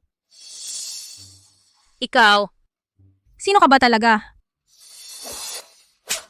Pakisuyo, huwag kang bastos sa kanya. Naghahanap ka ng kamatayan. Isa na namang artista sa charade mo? Ang lakas ng loob. Mga kasamahan ko lang sila. Commitment sa pagganap. Ikaw talaga si Presidente Lee? Si Xiao Xiao ay isa lang mapagsamantalang oportunista. Bakit mo siya pinoprotektahan ng ganito? Nilinaw ko na. Si Su Xiao ang aking asawa sa batas. Imposible. Kasal na pala kayo sa simula pa lang? Xiao sa kalahating singsing na ito. Hawak mo ang kalahati ng imperyo ng Dingsheng. Ngayon ay iniaalay ko ito bilang iyong bride price. Su Xiao. Papakasalan mo ba ako? Papakasalan mo ba ako? Oo.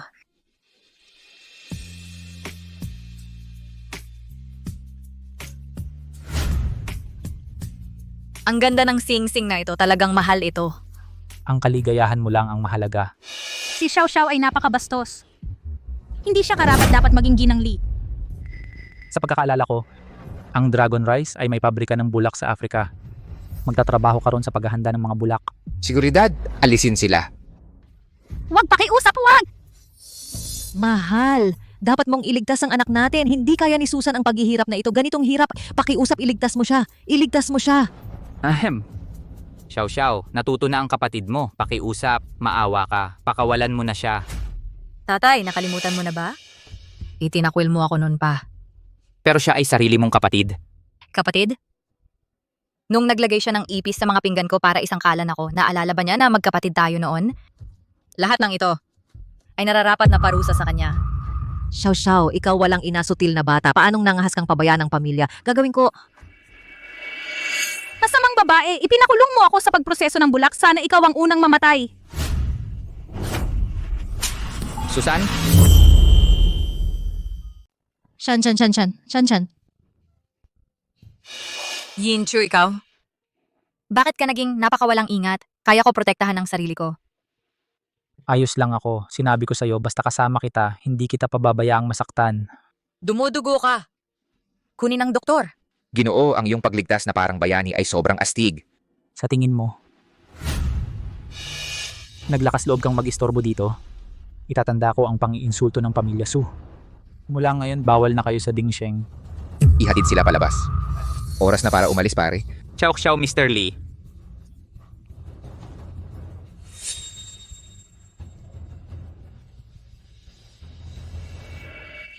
Ang pagtrato sa kanila ng ganito, sa tingin mo ba ay walang awa ako? Hindi. Hindi sila karapat-dapat maging pamilya ko.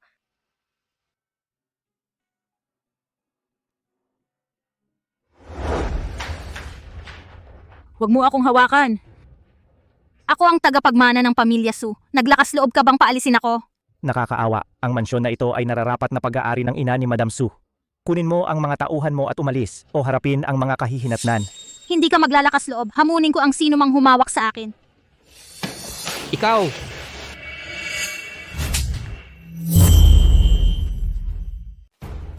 Tatay, bakit mo ako sinaktan? Ang lakas ng loob mo magtanong? Kung hindi mo lang ginagalit si President Lee, hindi niya kailanman tatargetin ang pamilya Su ng ganito. Tingnan mo ang nangyari. Bumagsak na ang pamilya natin dahil lahat sa'yo. Hindi ako yun. Tiyak na si Xiao Su ang bruhang. Yun ang nagudyok kay Lee Inchon para sirain ang pamilya natin. Wala ka pa ring pagsisisi? Bakit ako nagkaroon ng isang hangal na anak na babae? Tatay. Nanay, wala na akong lahat ngayon. Huwag ninyo akong iwan, nanay.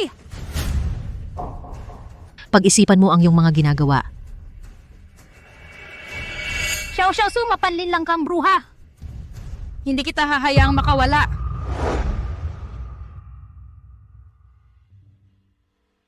Doktor, kumusta ang sugat ng asawa ko? Malala ba? Medyo seryoso ito. Malalim ang sugat. Sa ganitong mainit na panahon, mataas ang panganib ng impeksyon. At ang kanyang kaliwang kamay ang nasugatan. Kung hindi gumaling ng maayos, maraming gawaing gamit ang kamay mamaya ay mahirap gawin ng mag-isa. Alagaan mo siyang mabuti.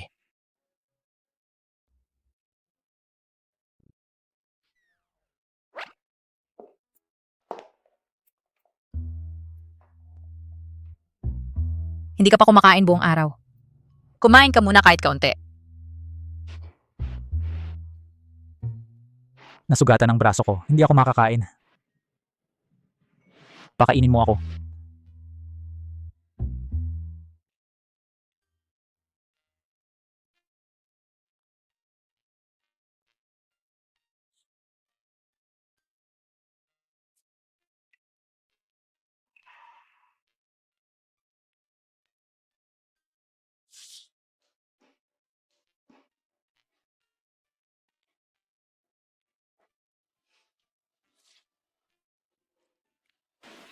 Kukunin ko muna ang gamot mo.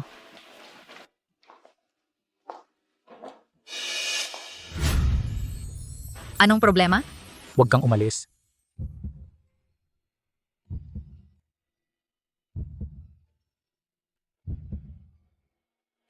Hindi, bagong sugat ka pa lang at seryoso ito. Walang mabibigat na gawain. Para sa mga gawain, sapat na ang isang kamay.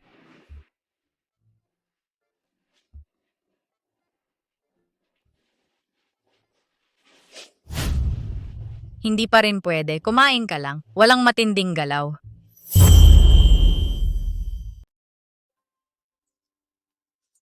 Busog na ang tiyan ko, ngunit ang ilang bahagi ay hindi. Gusto pa ng higit.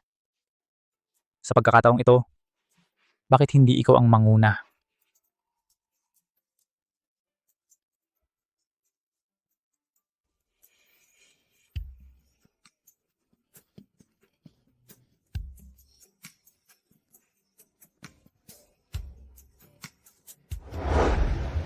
Hindi ba ito mahigpit na binalot kahapon? Paano ito muling bumuka?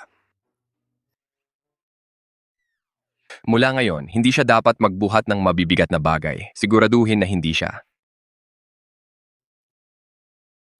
Sige, umalis ka na. Oh, at isa pa, hanggang sa gumaling ang sugat, magpakita ng pagpipigil.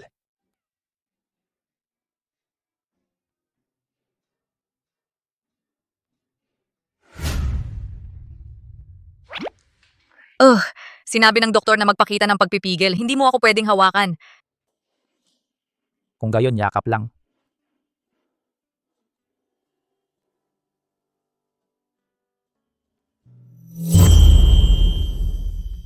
Presidente Lee, si Mrs. Lee ay tila nagdududa sa iyong pagkakakilanlan. Hayaan mo siyang magduda. Mas gusto ko ang mapayapang dinamikong ito. Kung malaman niya kung sino ako, malamang na siya ay masyadong matatakot para hamunin ako. Ngunit, mas gusto ko ang kanyang kasalukuyang masiglang sarili. Gayunpaman, Gayunpaman ano? bakit nararamdaman ko na para siyang kamukha ng taong iyon? Presidente Lee, ang Intel ay nagsasabing ang ating tagapagligtas ay kasalukuyang nasa Haicheng. Dapat ba tayong magpatuloy sa karagdagang Intel?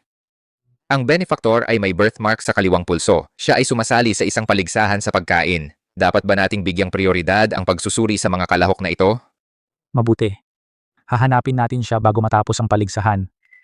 Presidente Lee, tungkol sa kaso ni Mrs. Lee, si Lee Mei ay umamin ng lahat. Si Lee Jingheng ang utak ng plano. Oras na para simulan ang operasyon. Naiintindihan.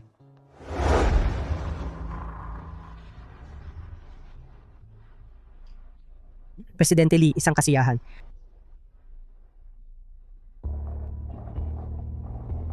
Ito ay isang kumpidensyal na proyekto. Ipinagbabawal ang paglalahad. Lubos kong naiintindihan. Maliwanag na maliwanag. Inaasahang ROI, 500%. Dragon Rice Group ay nagbibigay prioridad sa pakikipagsapalaran na ito. Ang ganitong mataas na kita kapanipaniwala. Pagkatapos suriin ang maraming kumpanya, pinili namin ang Lee Group. Kung si Young Master Lee ay nagdududa, maaari nating wakasan ang kasunduang ito. Wala akong intensyong manakit, magtos tayo. Presidente Lee, sa ating pakikipagsosyo. Kapag ito ay nagtagumpay, mamumuno tayo sa merkado. Sa isang malakas na simula, ang mga kita ay babaha diretso sa Lee Group. Ang grupo ng Dingsheng ay laging inuuna ang kredibilidad. Pinagkakatiwalaan ko ang garantiya ng inyong kumpanya. Kaya Young Master Lee, magkano ang iyong i-invest? 3 bilyon. Kahit anong kumpanya ay kayang mag-alok ng 3 bilyon. Halos hindi ito kakaiba. Kung gayon, hindi kailangan pumili ng Haicheng ng Lee Group. Kung gayon, 5 bilyon. Ito ay isang ginintuang pagkakataon. Ang Haicheng sana ay nag-iisang nangibabaw. Naiintindihan mo ako, Young Master Lee? Hindi bababa sa 10 bilyon. Kailangan kong kumonsulta sa aking ama. Hihintayin ko ang iyong magandang balita. Halika, maaga nating ipagdiwang ang ating tagumpay. Inom!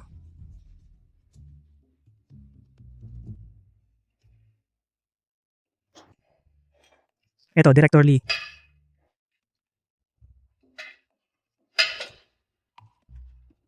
Director Lee.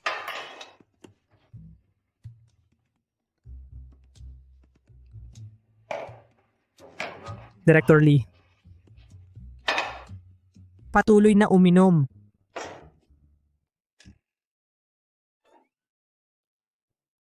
Akala mo karapat-dapat ka? Lakas loob mong uminom kasama ako?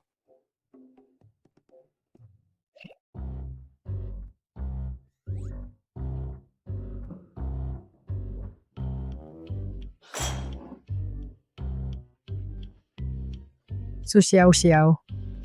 Ang tapang mong hamakin ako.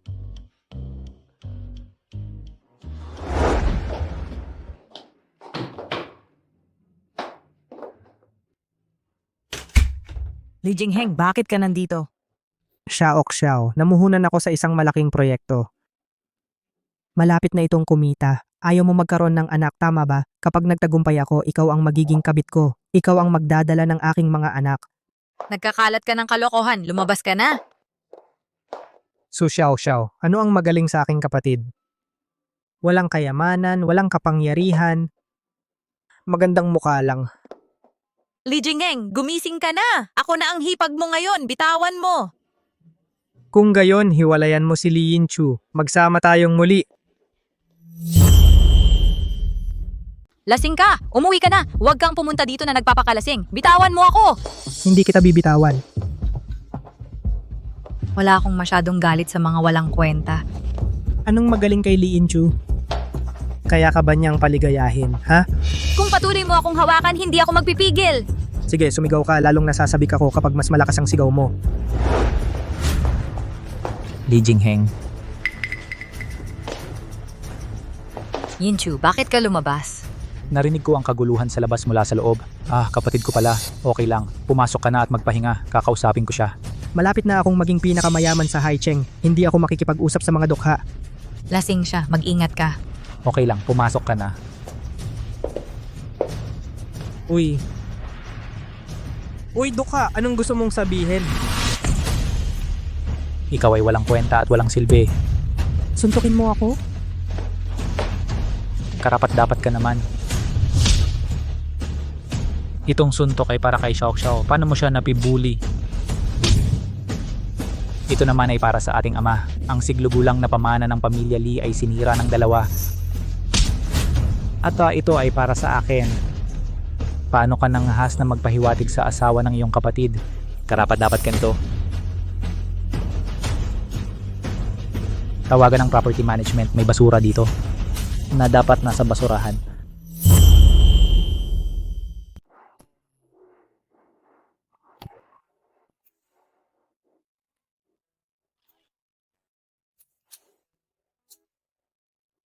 Nasaan ako? Ano bang ginawa ko kagabi? Bakit ang sakit ng lahat? Ngayong mga araw, sino bang natutulog sa basurahan? Ang baho. May nakatira sa basurahan na nakasuit? Biro ba ito? Nakakasuka? Bilis kumuha ng litrato. I-post online. Kaninong tanga ito? Tigilan nyo yan, umalis kayo. Sabi ko tigilan nyo yan, lumabas.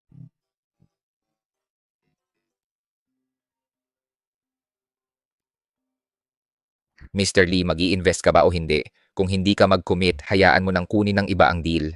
Game ako. Teka lang. Kukuha ako ng pondo kay mami ngayon din.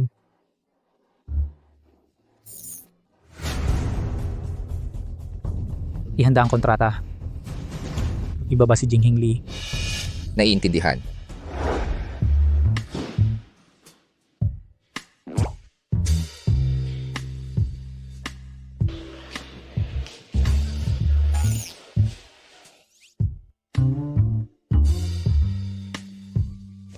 Nanay.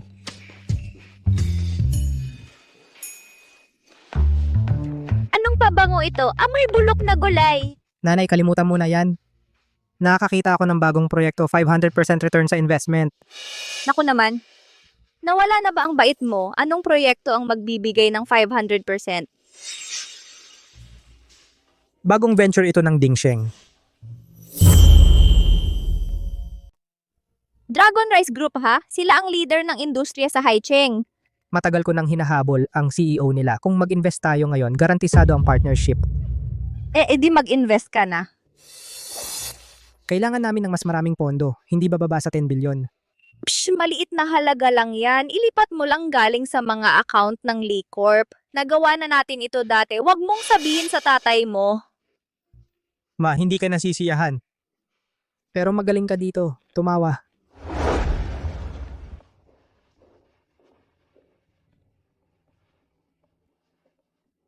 Ito ang aking ina, CEO ng Lee Corporation. Ma, ito si Ginong Lee mula sa Dragon Rice. Kumusta? Maupo po. Bantog ka na. Mas kahanga-hanga ka personal. Pinapuri mo ako. Narinig ko na pumipirma ng kontrata si Mr. Lee ngayon. Pumunta ako para obserbahan ang proseso. Sa suporta ng Dragon Rice, ligtas ang proyektong ito. Narito ang kontrata. Pakitingnan ito. Nagtitiwala kami sa Dragon Rice, syempre. Pero kailangan ko ng linaw.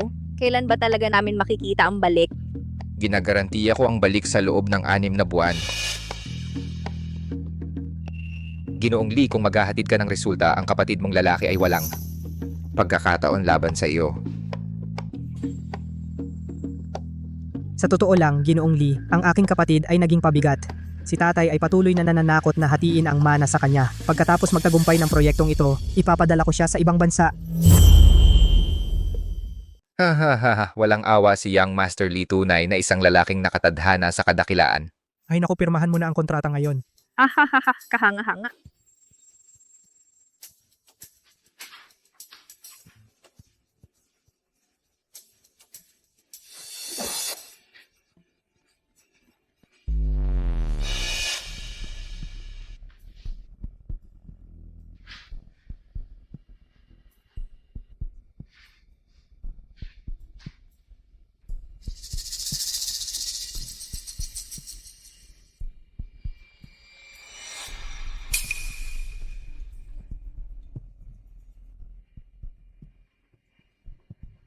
Hintayin mo lang ang pera mo. Sa iyong katiyakan, makatitiyak tayo, aalis na kami. Ingat sa biyahe.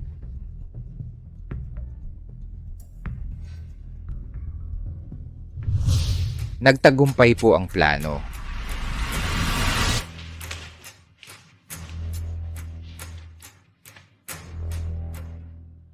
Nakagat na ng isda ang pain oras na para hilahin sila. Bakit biglang nagpatawag ng pulong ng lupon kasama kami? Tungkol saan ito? Inaakusahan ka ng pagnanakaw ng pondo, nagdulot ng pagbagsak ng daloy ng pera, pinipigilan ang lahat ng operasyon. Hindi mo pera yon para kunin ang Lee Corporation ay pag-aari ng lahat ng shareholders. Bayaran mo ang nawawalang pondo ngayon. Papalampasin na lang namin. O harapin mo kami sa korte. Nasaan ang iyong patunay? May mas mahalaga kaming gagawin. Iniulat ko ito. Ibinahagi ko na ang mga talaan ng transaksyon sa lahat ng miyembro ng board. Babayaran mo itong pagtataksil. Dahil alam mo na magsasalita ako ng diretsyo, ang pondo ng proyekto ay inilagak sa pakikipagsosyo sa Dynasty Group. Kapag dumaloy na ang kita, makakatanggap kayong lahat ng bahagi. Isang napakalaking halaga. Kaya mo bang maihatid? Ang ating pakikipagtulungan sa Summit Peak ay hindi kailanman nagdulot ng pagkalugi. Para maging ligtas, kumuha tayo ng mga kinatawan ng Haicheng para patunayan. Tawagan agad si Mr. Lee.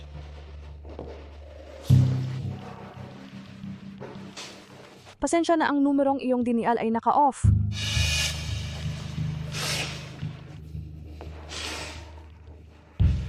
Pasensya na, ang numerong iyong dinial ay naka-off.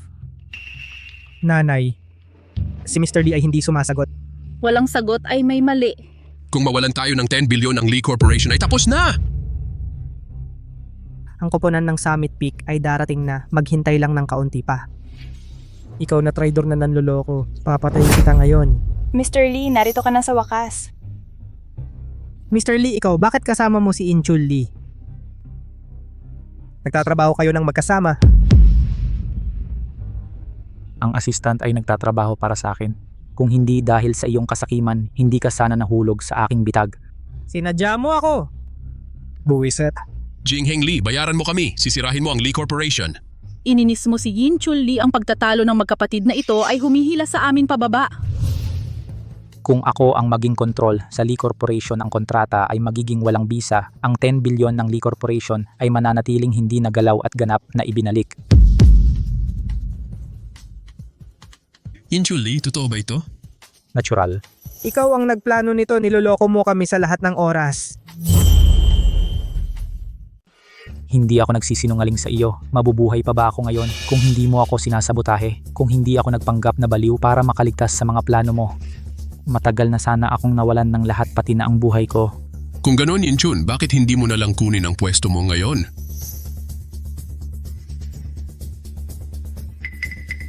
Huwag kalimutan, lahat siya ang unang nagtaksil sa akin. Idedemanda natin siya at bawiin ang atin. Jingheng, hindi mo pa rin makita kung sino ang iyong kinakaharap? Anong ibig mong sabihin? Hayaan mong magpakilala ako, pangunahing assistant ng CEO ng Prosperity Group. Ang aking katapatan ay para lamang sa chairman na si Lee Yinchun, ang tunay na tagapagmana ng Lee Corporation, ang iyong panganay na kapatid. Imposible. Ang mga taon sa ibang bansa ay hindi na sayang. Ang Prosperity Group ay nakatayo bilang gawa ng aking buhay. Sino ang makakapag-isip na ang misteryosong CEO ay si Yinchun? Sa pagsama ng Lee Corporation sa Haicheng, mamumuno tayo sa pandaigdigang merkado. Yinchun, ikaw na tusong ahas. Hindi ko inaasahan na lalaki ka ng napakatuso sa mga taon. Pero bibigyan ako ni tatay ng pantay na karapatan sa mana. Hindi mo ako maaalis. Manahimik ka muna. Yinchun, humihingi ako ng tawad, maawa ka, kailangan mo bang durugin ang iyong sariling dugo? Subukan mo ako at pagsisisihan mo. Sige. Magsimula sa pinakamababa sa Lee Corporation at humarap sa investigasyon. Si Yinchun ay nagpapakita ng kahanga-hangang katarungan. Mga tao ng pang-aapi ngunit walang paghihiganti, talagang mapagbigay. Ang kinabukasan ng kumpanya ay nasa kamay na ni Yinchun ngayon. Darating na si Xiao Xiao. Aalis na ako. Ikaw na ang bahala sa natitira. Opo, Gino.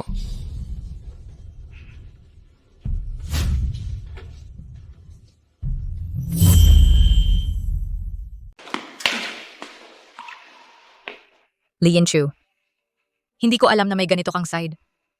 Niloko mo pati ako. Xiao Xiao, hayaan mo akong magpaliwanag. Ayaw kong marinig yan. Teka, Xiao Xiao. Napilitan ako sa ganito. 3 taon na ang nakalipas. May sumubok na patayin ako gamit ang apoy. Nagpanggap akong mahina para mawala ang bantay ng pumatay. Isang palabas lamang iyon. Bakit ngayon ka lang tumigil sa pag-arte? Nalaman mo ang totoo. Tama, kung hindi ko natuklasan, magpapatuloy ka sa pagpapanggap magpakailanman. Binalak ko pa manalo sa kainan para suportahan tayo, para makakuha ng mas malaking bahay. Ang maliit kong apartment hindi kayang maglaman ng iyong kadakilaan. Hindi totoo yan. Kung nasaan ka man, iyon ang tahanan para sa akin. Sino pa ang nakakaalam na ikaw ay bilyonaryo? Mr. Lee, Alam ng katulong ko pero hindi ko alam, pakasalan mo siya sa halip. hoy, hintayin mo ako.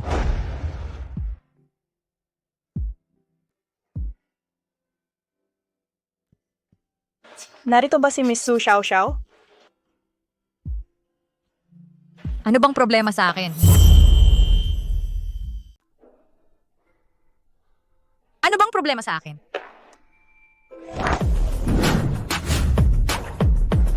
Diyos ko, ito ang Hermes Collector's Edition, 2 lang sa buong mundo. Ang isa ay nasa Queen of Europe.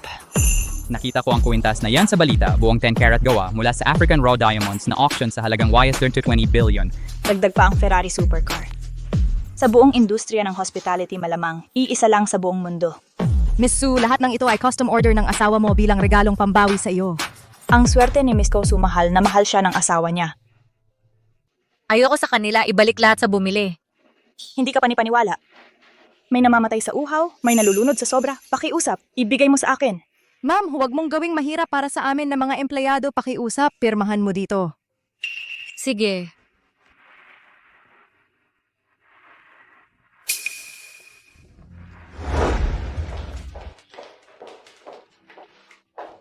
Sa tingin mo, mapapatahimik ako ng regalo? Lee Yinch, minamaliit mo ako.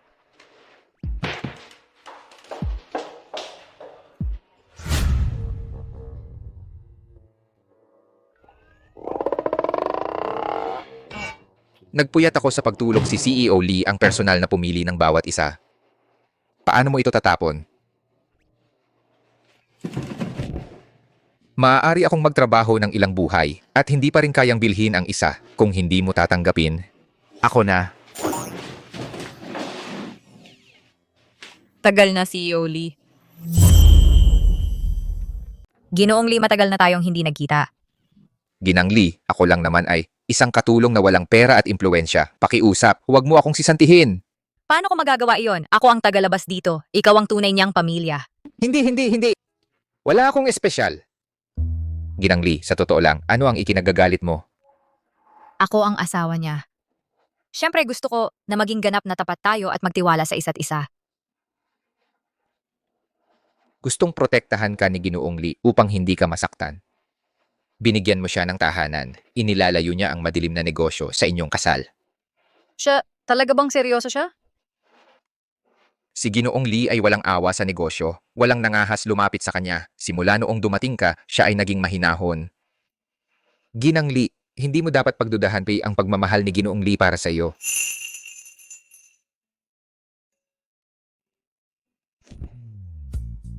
Yin Chuli. Xiao. Nagkamali ako noon. Pakiusap, bigyan mo ako ng isa pang pagkakataon. Hayaan mong ibalik ko sa iyo. Mula ngayon, hindi na kita muling sasaktan. Xiao. Mahal kita. Yin Chuli. Pangako mo sa akin, wala nang kasinungalingan.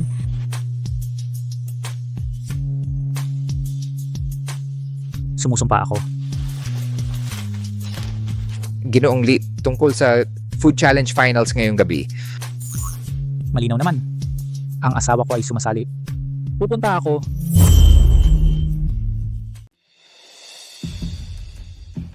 Hindi ba sinasabi ng mga patakaran na dapat mayroon 3 hurado para sa kompetisyon? Bakit 2 lang ang nandito ngayon? Judge Lee, sino ang mag-aakala sasali ka sa taong ito na eating championship? Judge Lee, sikat ba siya? Humph, ang ignorante, hindi mo kilala si Judge Lee. Judge Lee ay tinatawag na golden microphone. Ang kanyang mga desisyon ay laging pinaka-autoritatibo. Pero walang kinalaman iyan sa competitive eating. Plus, hindi naman siya mukhang kahanga-hanga. Ikaw naglakas loob na laitin ng mga hurado? Parang wala kang respeto sa eating championship. Hindi na ba pwedeng magsabi ng totoo? Ikaw. Mga binibini, tama na. Pareho kayong nangungunang kalahok para sa kampeonato ngayong taon. Kung sino man ang manalo, magkaibigan lang tayo. Pagkakaibigan muna. Kumusta naman ang kabilang hurado? Mukha siyang isang ordinaryong matanda. Probinsyano, ito ang maalamat na Judge Cheng na gold medal referee. Nanalo siya ng 3 magkakasunod na eating championships. Iniimbitahan bawat taon para humatol sa finals. Siya ang Coast City's pinakarespetadong autoridad. Shen Xiaokui. Bakit ka nandito? Hindi mo nga alam ang pagkakaiba ng iba't ibang lutuin. Bakit ako hindi dapat nandito? Hindi mo ako mapipigilan? Ikaw? Duda sa kakayahan ko? Kung galing mo nasan ka nung US versus China eating contest? Nagpipigil lang ako ng totoo kong lakas. Ang mga amateurs na yon hindi karapat-dapat sa atensyon ko. Tungkol naman sa'yo, Su Xiao. Pampuno ka lang ngayon. Ang kampeon ngayong taon ay ako. Sa tingin mo, ang pagsasabi niyan ay makakagulo sa isip ko? Ganyan ka ba na natatakot na talunin kita? Ang sobra naman, paligsahan sa pagkain, kung tungkol lang sa mga daya, at kilala ang mga hurado, yun kung gayon. Ano ang punto ng pagdaraos nito? Oh, tinutulungan siya ng ganyan? Bakit hindi ka umakyat at sumali? Ikaw. Anong silbi ng mga daya? Ngayong taon, paligsahan sa pagkain, mananalo pa rin ako. Mga iginagalang na pinuno, mga kilalang panauhin, maligayang pagdating sa lahat sa ika-10 taonang paligsahan sa pagkain. Sige, hayaan ninyo akong ipakilala ang isang Espesyal na panauhin ngayon. ang dati nating kampeon ng paligsahan, Jiang Kwang. Sige, kung gayon, ang mga patakaran para sa paligsahang ito ay napakasimple. Sa loob ng 5 minuto, kung sino ang kumain ng pinakamarami, ang panalo. Ngayong araw, kumakain tayo ng kanin. Ang 3 kalahok, handa na ba kayo? Handa, simulan. Gaya ng inaasahan, ang kampeon noong nakaraang taon, Jiang Kwang, ay kumakain pa rin ng mabilis. Natapos na niya ang isang timba. Mula sa dating Michelin, Shen Xiaokui ay malapit sa likod. Kapansin-pansin na, ngayong taon, may isang mas maliit na cute na babae na sumasali at siya pala ay ang pinakamabilis kumain sa 3. Bigyan natin siya ng isang palakpakan. Lahat sila ay kumakain ng napakabilis. Ang batang babaeng ito, paano siya nakakain ng ganon karami? Kumakain ng parang baliw pero hindi tumataba. Sobrang naiinggit ako. Ang paligsahan ay nagiging matindi. Tanging 30 segundo na lang. Shen Xiaokui ay humahabol, kasalukuyang nasa unang pwesto. Si Su Xiaoxiao ay pangalawa. Ang kampeon noong nakaraang taon, Jiang Kuang, ay nasa 2. pwesto. Pinuno, nakita ko na ang file ni Shen Xiaokui. Hindi niya natutugunan ang mga pamantayan para sa isang malakas kumain. Paano siya... Magpaimbestiga ka. Ang hurado si Lee at si Xiaokui. Opo.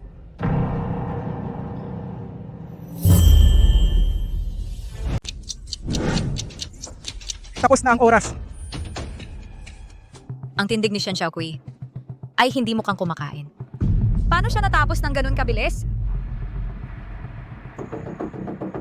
Xiaokui, nagpanggap ka na kumain. Mahalaga ba ang katotohanan? Hindi mahalaga ang paraan. Ang manalo ang mahalaga.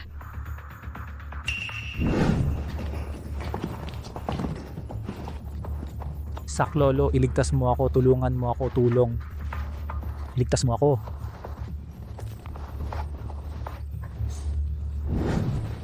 Ang birthmark na yon sa braso niya, paano siya nagkaroon ng parehong marka? Tulad ng babae mula sa sinehan 3 taon na ang nakalipas, parehong lugar din. Shen Xiaokui tinalo si Su Xiaoxiao ng 3 segundo. Xiaokui! Sandali lang. Ang pagsisiyasat ay nagpapakita. Ang rice bucket ni Shen ay may nakatagong kompartimento. Lumalabag sa mga patakaran ng paligsahan. Walang hiya naman loloko. Nagpanggap na kumain? Diskwalipikado. Ako. Hindi ako yun. Wala akong ginawa. Inosente ako.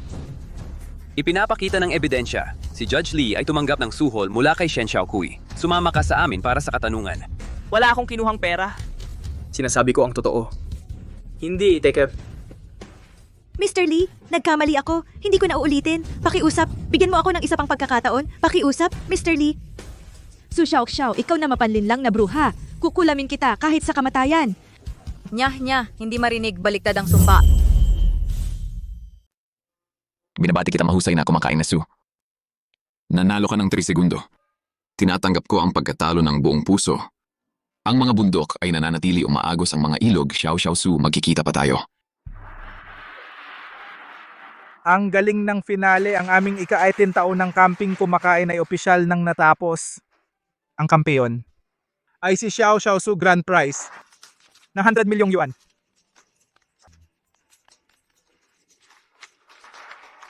Pati natin si CEO Lee.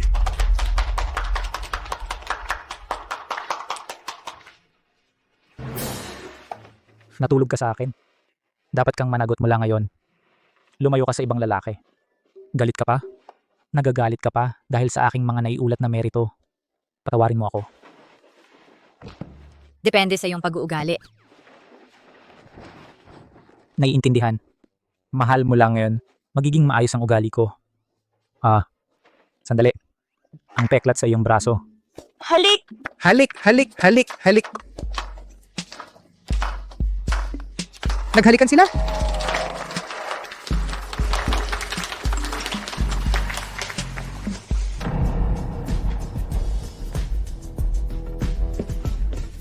Saan ka pupunta?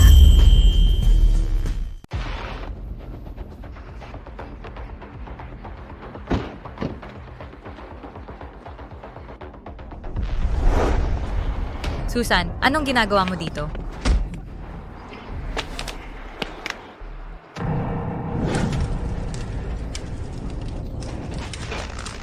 Xiao, okay ka lang ba, Xiao? Ayos lang ako. Umalis na tayo, pakawalan mo siya. Anong perpektong pares ng mga magkasintahang sawi? Mamamatay kayo bago magkaayos. Pero huwag kang mag-alala. Magkasama kayo sa impyerno. Ayos lang sa akin iyon. Susan, bakit mo ito ginagawa? Dahil galit ako sa'yo. Galit ako sa lahat ng meron ka. Ito ay labag sa batas. Ang pamilya Lee at Dingsheng Group hahabulin kanila. Tumatawa ng nakatatawa. Sa tingin mo ba talaga? Na may pakialam ako sa batas ngayon, sa lalong madaling panahon, kapag nagsimula ang apoy, kayong dalawa, magiging abo. Pakawalan mo si Xiao Xiao. Wala siyang kinalaman dito. Li Yinchu, hindi ko masabi kung ikaw ay bobo lang o musmos. Hinahanap mo ng labis, ngunit ang tao ay narito sa ilalim ng ilong mo. Pero ito ay maganda dahil ang iyong pagkabulag nagbigay sa akin ng pagkakataong ito. Anong ibig mong sabihin? Isuli mo ang aking singsing.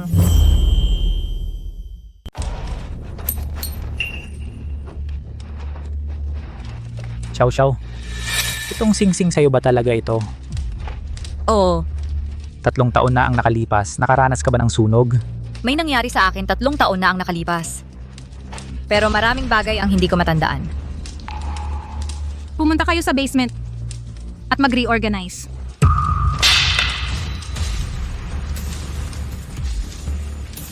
Li Yinchu! Manatiling gising! Gising! Li Yinchu. 3 taon na ang nakalipas. Gising, ano pangalan mo? Ako si Li Yinchu. Ako si Su Xiaoxiao. Gumagalaw ba ang mga binti mo? Malamang hindi ko sila maigalaw. Huwag kang mag-alala, tumagal ka. May darating na magliligtas sa atin. Paano kung walang dumating?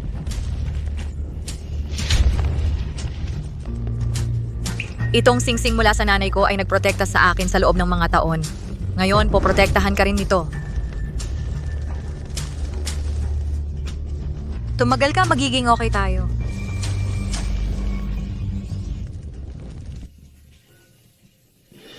Sinasabi mo ba na nawala ang alaala niya? Parehong survivor mula sa sunog ay may amnesia. Naalala ko na! Naalala ko na ngayon. Pinrotektahan ka nito 3 taon na ang nakalipas. Ngayon, kaya ka nitong protektahan muli. Li Yinch, hindi ka mamamatay. Baliw. Tayo, magiging maayos tayo. Dito, Ginong Lee. Bilisan mo.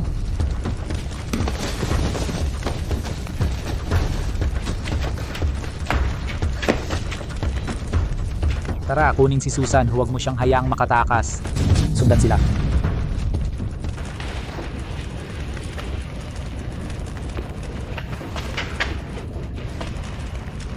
Doon, bilisan mo. Tigil. Mas mabilis.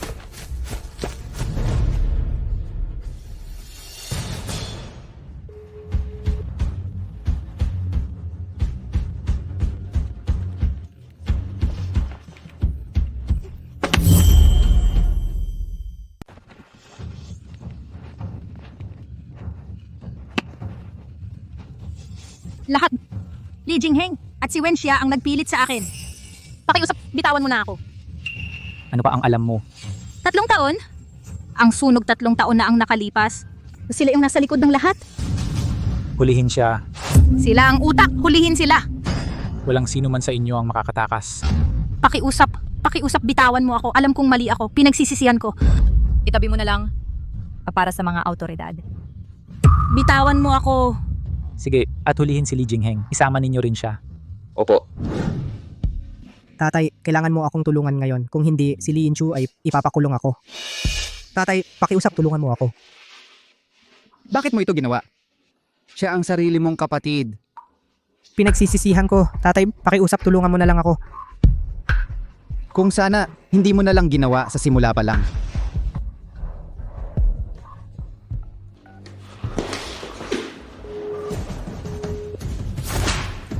Tinawagan mo ang pulis, anak mo pa ba ako? Kung aalis ka lang, papakawalan ka ni Yinchu. Hindi ako naniniwala sa'yo. Sinungaling ka.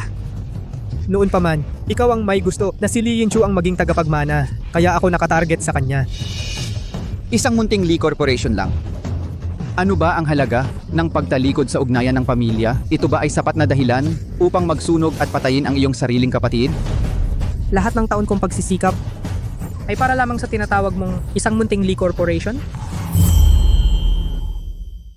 Namuhay ako ng sumusunod sa batas sa lahat ng mga taon na ito. Pero hindi ko inaasahan na magpalaki ako ng isang tulad mo, isang mamamatay tao. Ito ay lahat ng iyong sariling gawa. Ang iyong pagpapabor ang naging dahilan nito. Ikaw ang tunay na pumatay kay Lee Yin-chu. Walang utang na loob. Hindi kita tutulungan.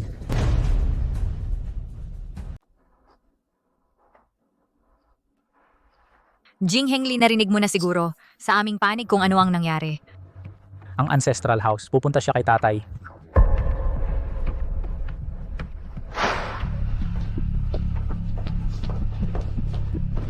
Lee Yi-chu. Ingat. Xiao Xiao. Xiao Xiao, Xiao Xiao. Ayos ka lang ba? Xiao Xiao, tawag ng ambulansya. Lee Yin-chu. Makita ang taong pinakamamahal mo mamatay sa harap ng iyong mga mata. Parang matinding pagpapahirap? Kung may mangyari sa kanya, hindi ka mamamatay ng payapa. Bakit wala pa ang ambulansya? Paparating na sila. Hindi. Masyado silang mabagal. Linisin ang daan. Kami na mismo ang pupunta. Naunawaan.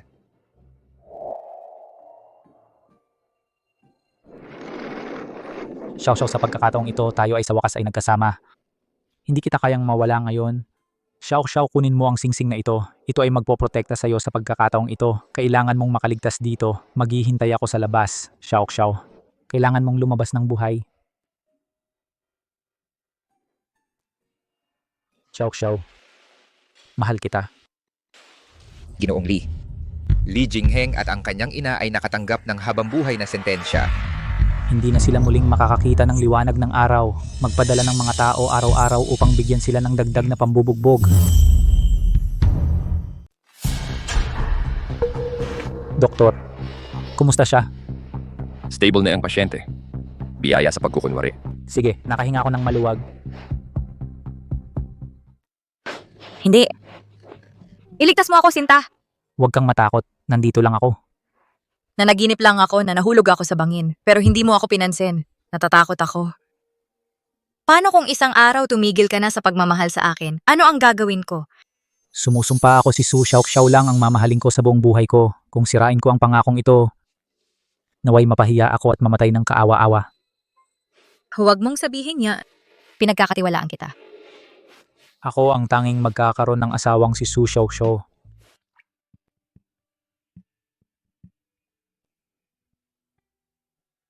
At ako ang tanging pipili sa'yo mag-isa.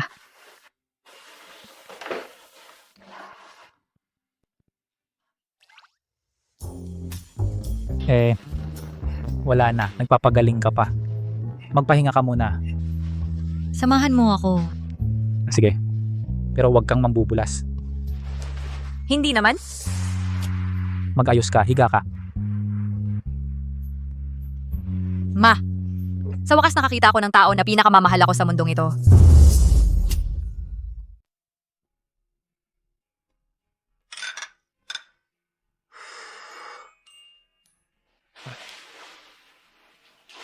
Masyadong mainit? Ako na lang uminom. Hindi pwede.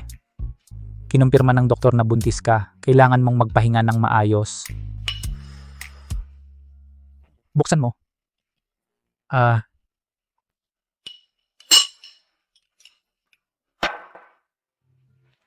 Mahal. Kailan mo ako publikong kikilalanin? Titiyakin kong buong lungsod ng Hai ay malalaman kung sino ang asawa ni Lee In-chu ng tuluyan. At walang sino man ang maglalakas loob na guluhin ka ulit. Teka lang, kakabuntis ko lang. Ang pag-anunsyo ng relasyon natin ngayon, buong kumpanya ay chismisan ng walang katapusan. Hintayin pa natin ng kaunti. Gusto ko silang makita na subukan. Kahit man lang kunin na natin ang wedding photos natin muna. Ilalagay natin sa bahay para maangkin. Sige na.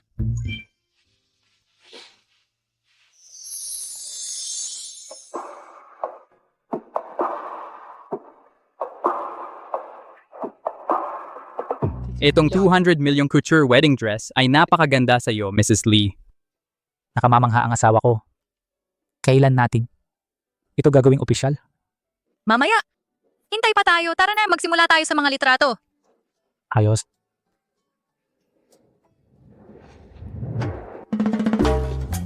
Panatag kayo, Mr. Lee. Ang inyong wedding photos ay maihahatid bukas. Mabuti. I-email mo muna sa akin ang mga litrato ngayong araw ng pribado. Naunawaan. Yung mga inutos ko sa'yo na ihanda, handa na ba? Huwag kang mag-alala po, lahat ay susunod sa plano bukas. Ang CEO ay sobrang drama queen. Sa nakaraang taon, lahat ng trabaho ay naging pambihira.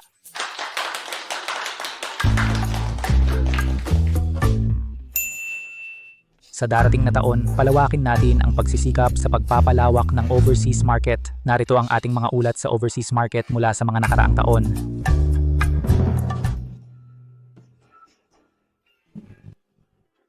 Yan ba ang asawa ng CEO doon sa itaas? Pero ang asawa ng CEO ay pamilyar. Nakita ko na ba siya sa isang lugar? Xiao, namamalikmata ba ako? Bakit ka nasa wedding photos ng CEO? Bakit ako naroon? Basta may kamukha ko lang.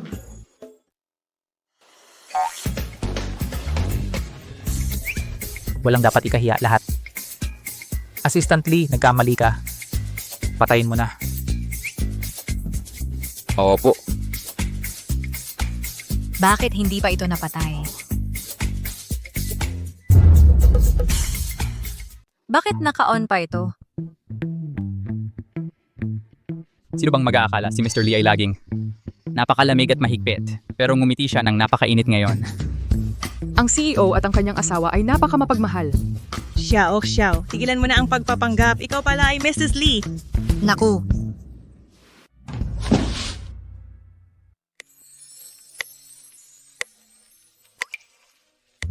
Dahil sa ganito na, ititigil ko na ang pagtatago ng katotohanan. Ako ang asawa ni Su Xiaoxiao. Congratulations Mr. Lee sa ating CEO at sa kanyang asawa, walang hanggang kaligayahan. Teka, may isa kang mali. Anong nangyayari?